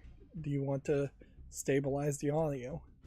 Like, you could really have a whole checkbox of options as you hit play to play a episode. And certainly you could also just have your default options always be set. And then they could be like alternate audio streams and alternate video angles. But yeah, they don't do anything like that. Number Machine is an open-ended factory and automation game with math mechanics. Not sure I really would want to play a math game, but yeah, it's worth thinking about. Inherently, a game like this may be fairly simplistic numbers anyways, so this does just kind of feel like a Zachtronics style of game.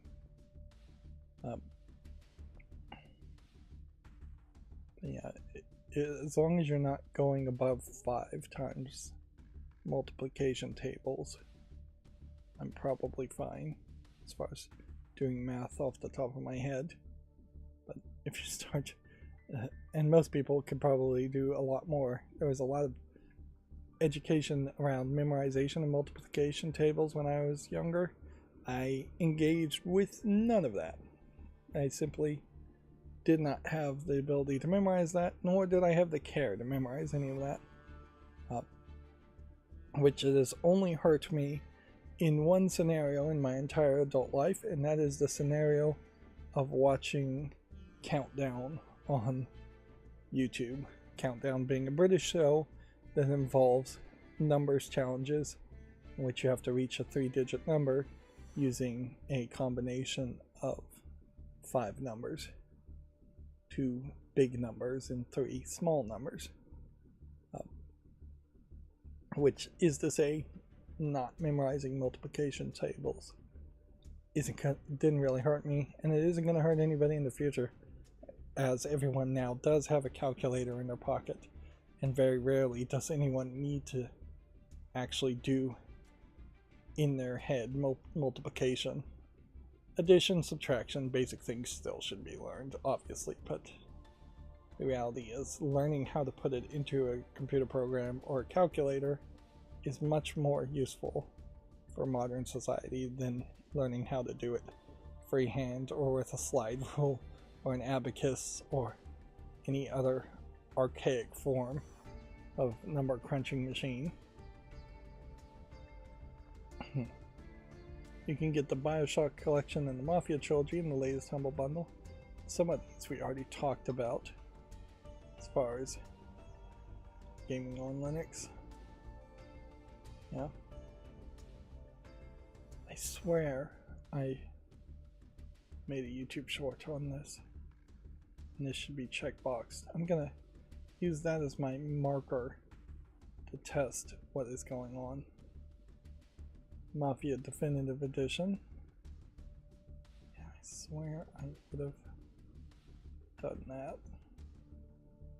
BioShock Remastered. Maybe I didn't make a YouTube short on BioShock Remastered. I could see an argument maybe to not make a YouTube short on these games since there's nothing new to them. BioShock and Mafia games in particular are kind of great examples of what most rated M for mature games, and most games in general, are striving for on PC. It is still very mature in the content, well, not really being that mature, just bloody and violent and dark.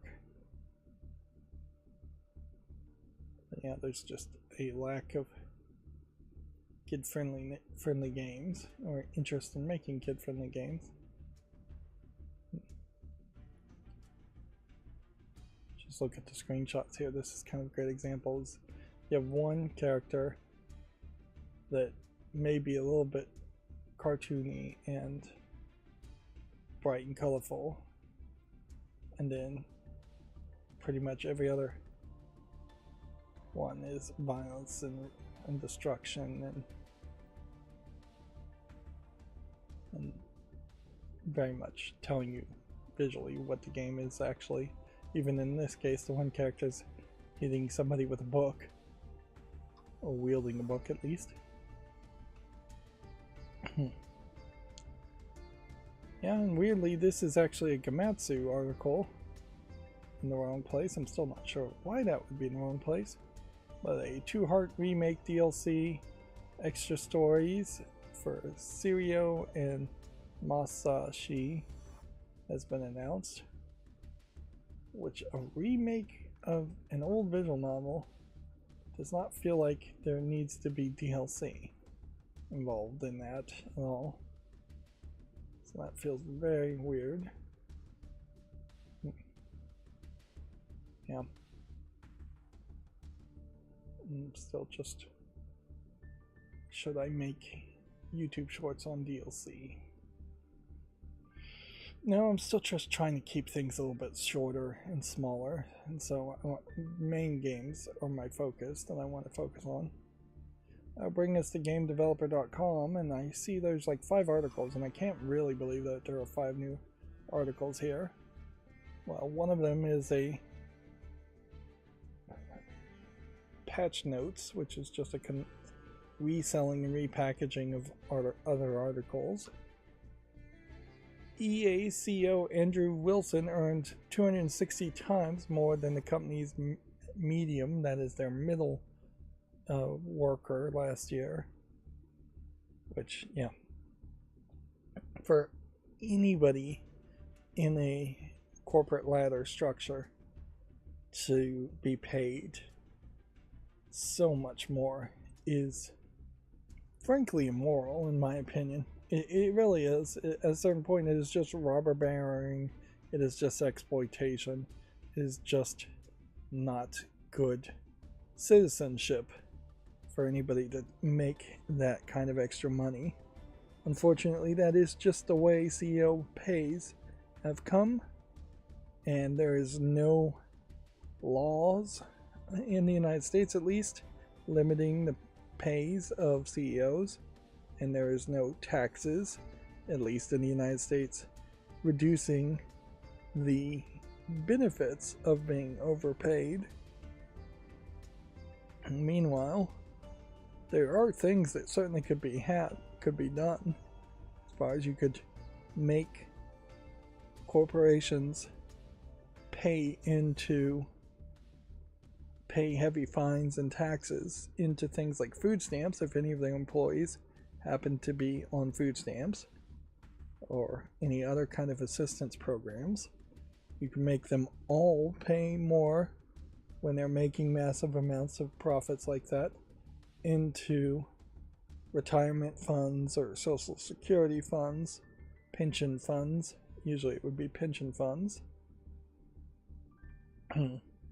But none of that gets approved by rich politicians who are friends with rich CEOs. So at a certain point, a lot of people end up just having to say, well, at least rich people taste like pork, which is to say that the only way for change is to eat the CEOs. Jokingly, that's what they say. Yeah, it's just immoral to be overpaid by that much, or just to have that big of a difference. 26 times? Okay. Somewhat believable. Maybe even 100 times. Okay, somewhat believable. That maybe there's just a wide gap of employees and that there's just a ton of employees. Now, we're not even thinking about the fact that this is EA, and so the vast majority of their profits are coming from just microtransactions from the same annualized sports games and garbage games that are not getting any better. But yeah, 100 times is even really too much. You could easily make a law saying 100 times is the maximum, and then you'd have a nice round number. Of course, if you limited the CEO's pay to 100 times, then they would just give more stock options to the thing, so you'd have to make to the CEO instead. So you'd have to make some limitation on how much stock options or other forms of compensation were being given to a CEO. And even if you could find and close all those loopholes, then they would probably just do dividends on the shares. So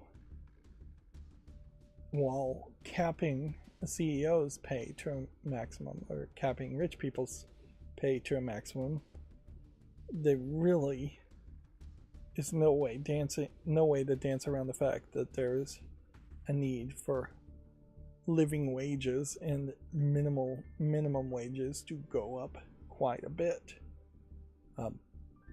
unless you want to just straight up implement universal basic income, which that too might be a way to go about things. Capitalism corrupts, and you only have to look at that headline to see how capitalism corrupts. Makes money flow upwards to CEOs and management. Does not in any way trickle down economically to the smaller or even the medium employees, the middle level of management. Let's see, moving on, there's an obituary. It's been a while since we'd had an obituary. We had a short run there without anybody being announced to have passed away. The Unity Senior Program Manager, Andy Bramall, has passed away. Bramall was also responsible for direct sales of Unity to game developers in EMEA for over 7 years. Okay. I don't know what EMEA is.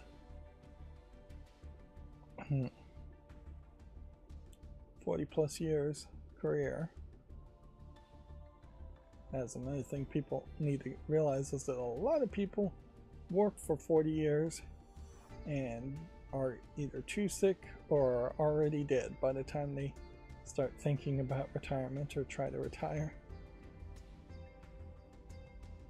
Yeah, people have in their mind that the average lifespan should be about 100 years old, but it's not really that. The average lifespan is roughly 55 years old, right before you would be at full retirement age for Social Security.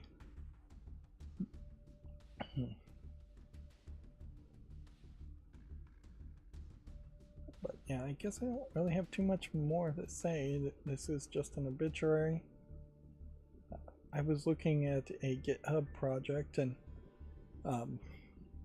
that project, in its description, the creator of the project and the maintainer of the project said, "Hey, I'm going to be 80 this fall. Can somebody fork this project and take over maintaining that fork instead?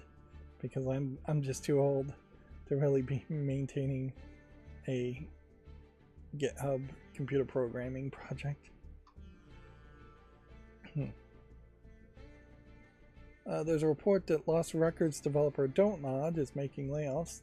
The dread across the entire video game industry in the last few years has been constant. Dontnod Montreal. I feel like Dontnod made something else than this game. Lost Records, which I don't even know if that game is out yet. And then a How Co-op Climbing hit peak, achieved 2 million sales for less than $200,000.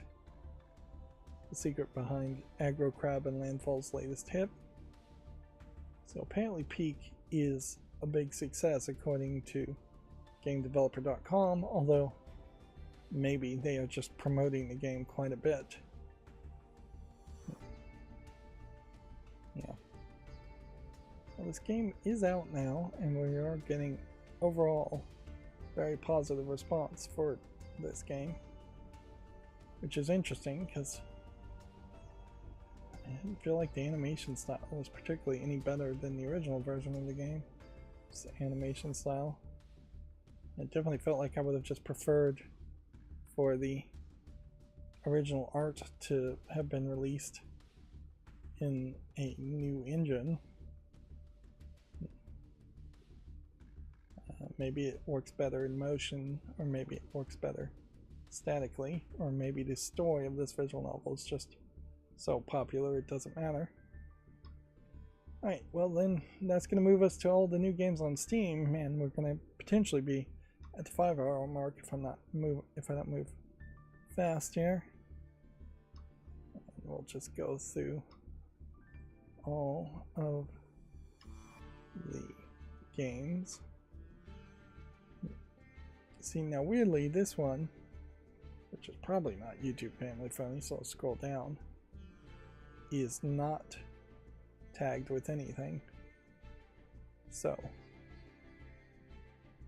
this is one of those examples where I am going to have to just become a warrior and start adding these tags into games like this. Also, it's using AI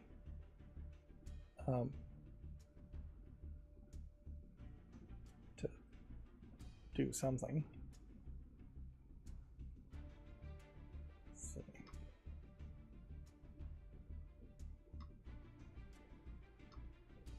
Yeah, a lot of this I guess I'm probably going to skip, as it normally is the case, as to how that goes.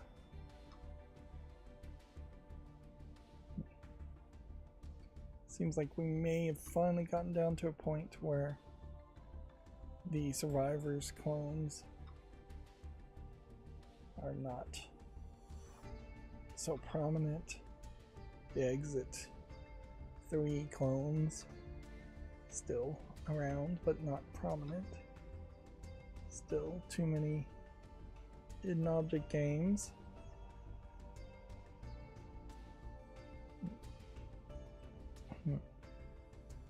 That game was called Date or Destiny, Kiss or Miss. It's a full motion dating game.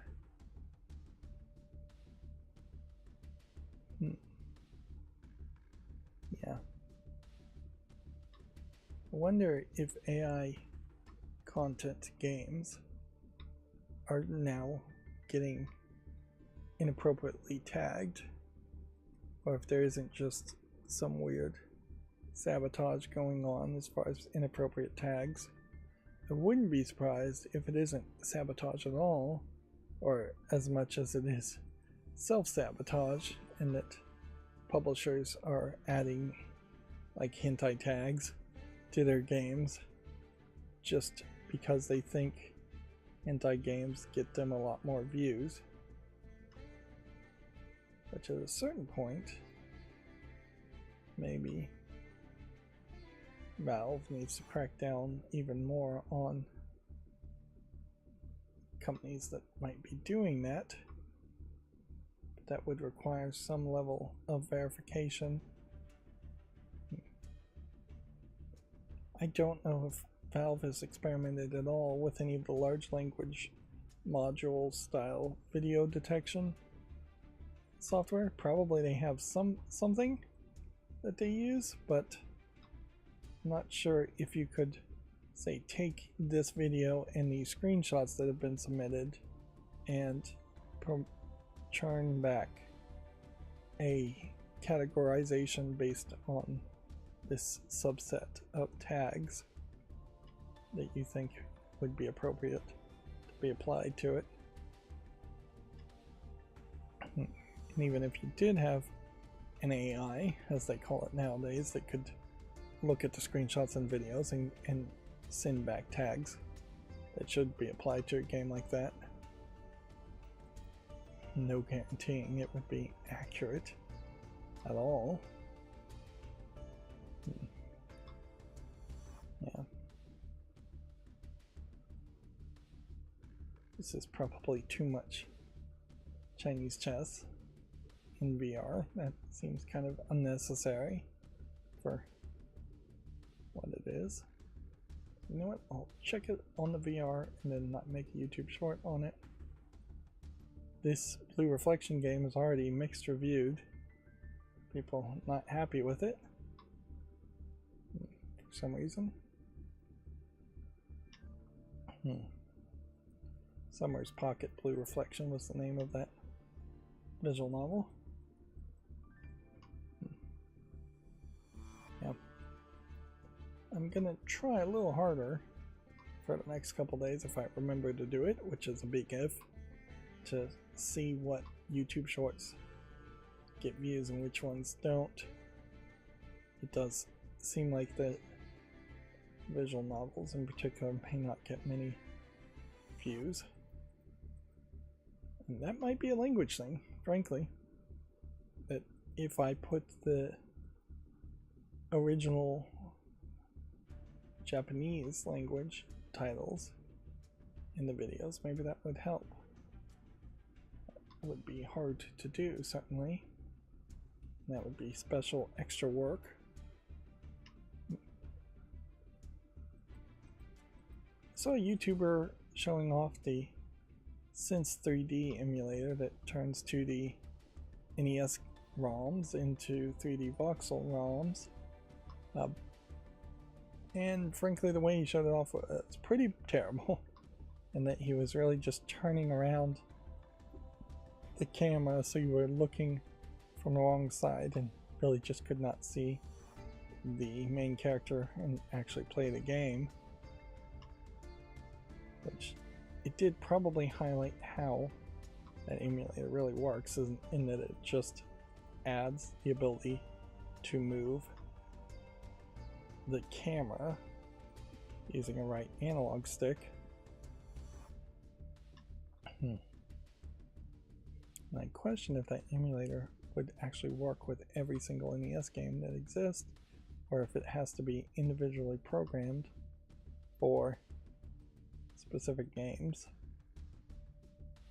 But yeah, actually seeing it in play, it doesn't feel like a way that you really would want to play a game. It feels like a nice little gimmick you'd play with for 5 minutes, and that would be it. Although it does also have a 2D mode, so maybe you would engage with it just to emulate ROMs in a 2D mode.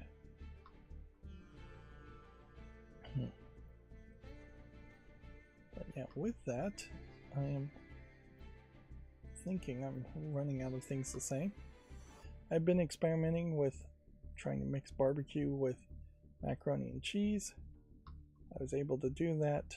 The barbecue and macaroni noodles worked pretty good. When I added the cheese, that was a negative addition. So inherently you could bulk up barbecue with macaroni noodles, and then you wouldn't instead be eating like barbecue, shredded barbecue in this case, with burgers, buns, or toast or some other kind of carb. But you would be tossing this game is finally out, I think. You would be tossing the cheese packets, which is probably not a big loss. Nothing you can really do too much with extra cheese packets from macaroni and cheese. I don't know if I told this story, but in my emergency preparedness kit, there is some kind of beacon. It either got set off or its battery went low, and it started to set off the alarm beacon aspect of it. And it has been going off now in my garage for 3 days, making a constant annoying sound, which shows that it works and shows that it would work very well, but also it's not so loud that it's making it outside my garage. So, and that is always a help I fall and then I can't get up type scenario, where any noise you make inside of your house is probably not going to make it to your neighbor's yard, and so nobody's going to come checking on you. But yeah, the reason I don't just go in there and turn it off or take the battery out of it is because it's a waterproof, water sealed kit. So I'd have to open it up, dig through the kit, figure out what beacon I even had in there. I don't remember adding a beacon to it, and then probably take the batteries out and then reseal everything. So it's just easier to let the batteries die. This game all about an elf. I saw this earlier, and it made me think there was this whole era when I was very young of these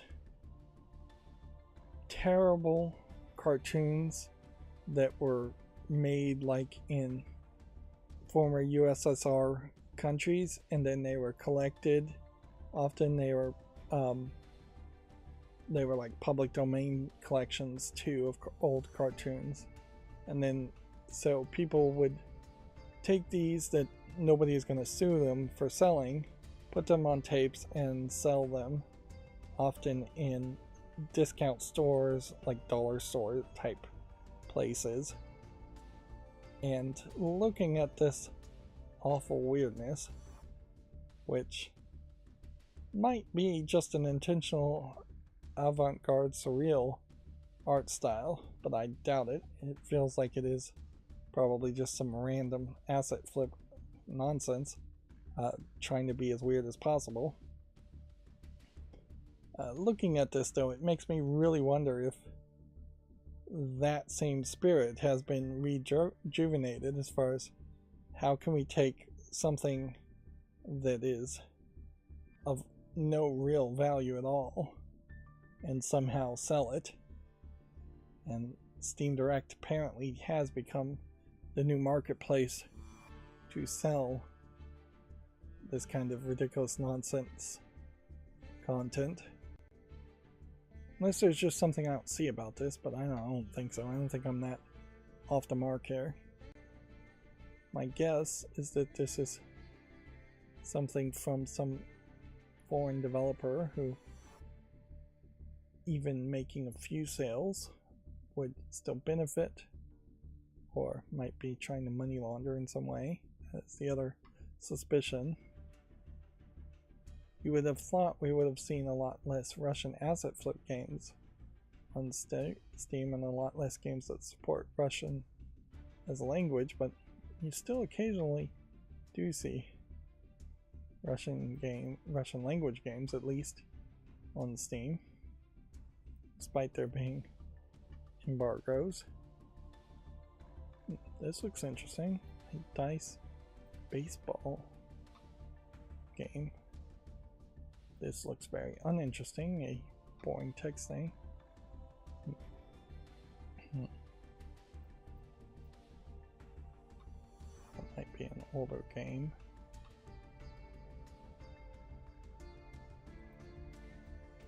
Yeah, I thought my nieces and nephews were going to be into chess, and they were all taught chess and played chess for a while, but I think they got bored of it after a year or two. Which is probably the exact right thing for them, just to be normal, because typically the people who stick with chess aren't living that normal lifestyle. And I don't know if any of them had any real particular skill with it. I never personally was into chess, but I know how to play it badly enough that I could have done something there to keep them entertained if they wanted to play with me. Yeah, there is certainly something to be said about having a variety of games that you play, instead of just being obsessed about one game like chess. System Shock 2 25th Anniversary Remaster is out. We can see it is very positive. I started to watch one YouTuber talk about this game, and then he said there's kind of just a massive spoiler in the game, and I mean, I probably already know what the massive spoiler is, but his recommendation was to go into it fresh, and so I took him at his word and stopped watching his video, and probably will play this game fresh. Probably should play System Shock 1 first in some way fresh, but yeah, it definitely would make some sense to do that. I don't think I am too far from the end. I hope I'm not too far from the end, because otherwise I'm gonna have to take a third bathroom break. So let's see if we can just power through this. Probably some other things I could talk about, but they're not too much. I'm not sure if I'm really gonna, if there really is gonna be a 4th of July event around my place that I would go to, but oops, didn't really mean to close that one, so let's unclose that. There are some thoughts and conversations being made as far as having more events that are closer to me, though right now everybody's kind of just winging it, and it may very well be a group of people who want to play Dungeons and Dragons, which I'm not willing to commit to that and just have weekly meetings. But what I could do is, what I'm thinking of is, maybe I would be the wives and husbands leader, maybe not even leader, but assistant there. And that there might just be, on one week of the weekly events per month, hey, let's get the wives and husbands of people who want to play Dungeons and Dragons to come. This is a free-to-play game, weirdly. Yeah. Let's get them to come and play parlor games. Because, yeah, I could probably commit that much. I could bring dominoes and regular cards and Yahtzee dice, and we could sit around and have a pleasant get-together, although the wives and husbands, as I would call it, would be potentially not even really that connected, in that they may not even be gamers. But yeah, that's a thought that I was thinking. I'm not particularly well suited to do any kind of like video game tournament, though.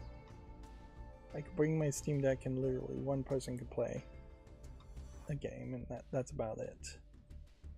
But also I'd be risking my Steam Deck being broken if I took it to a meetup type event. So that's kind of a big risk.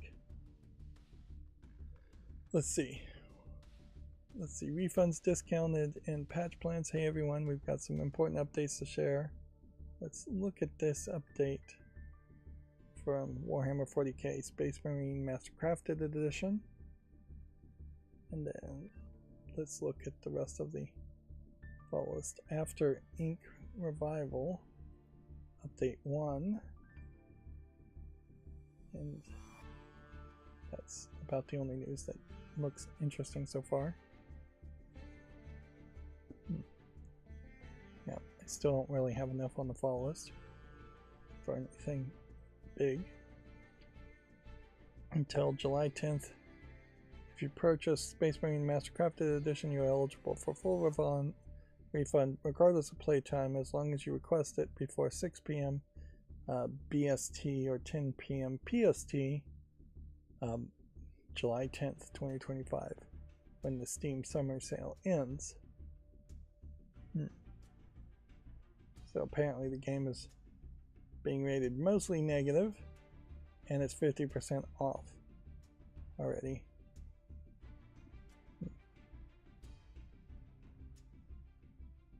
Yeah.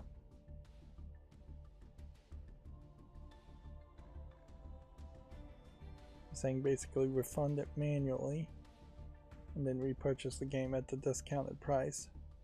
I don't think that alone is probably the problem. I don't think the game coming out and then immediately being cheaper is the only issue.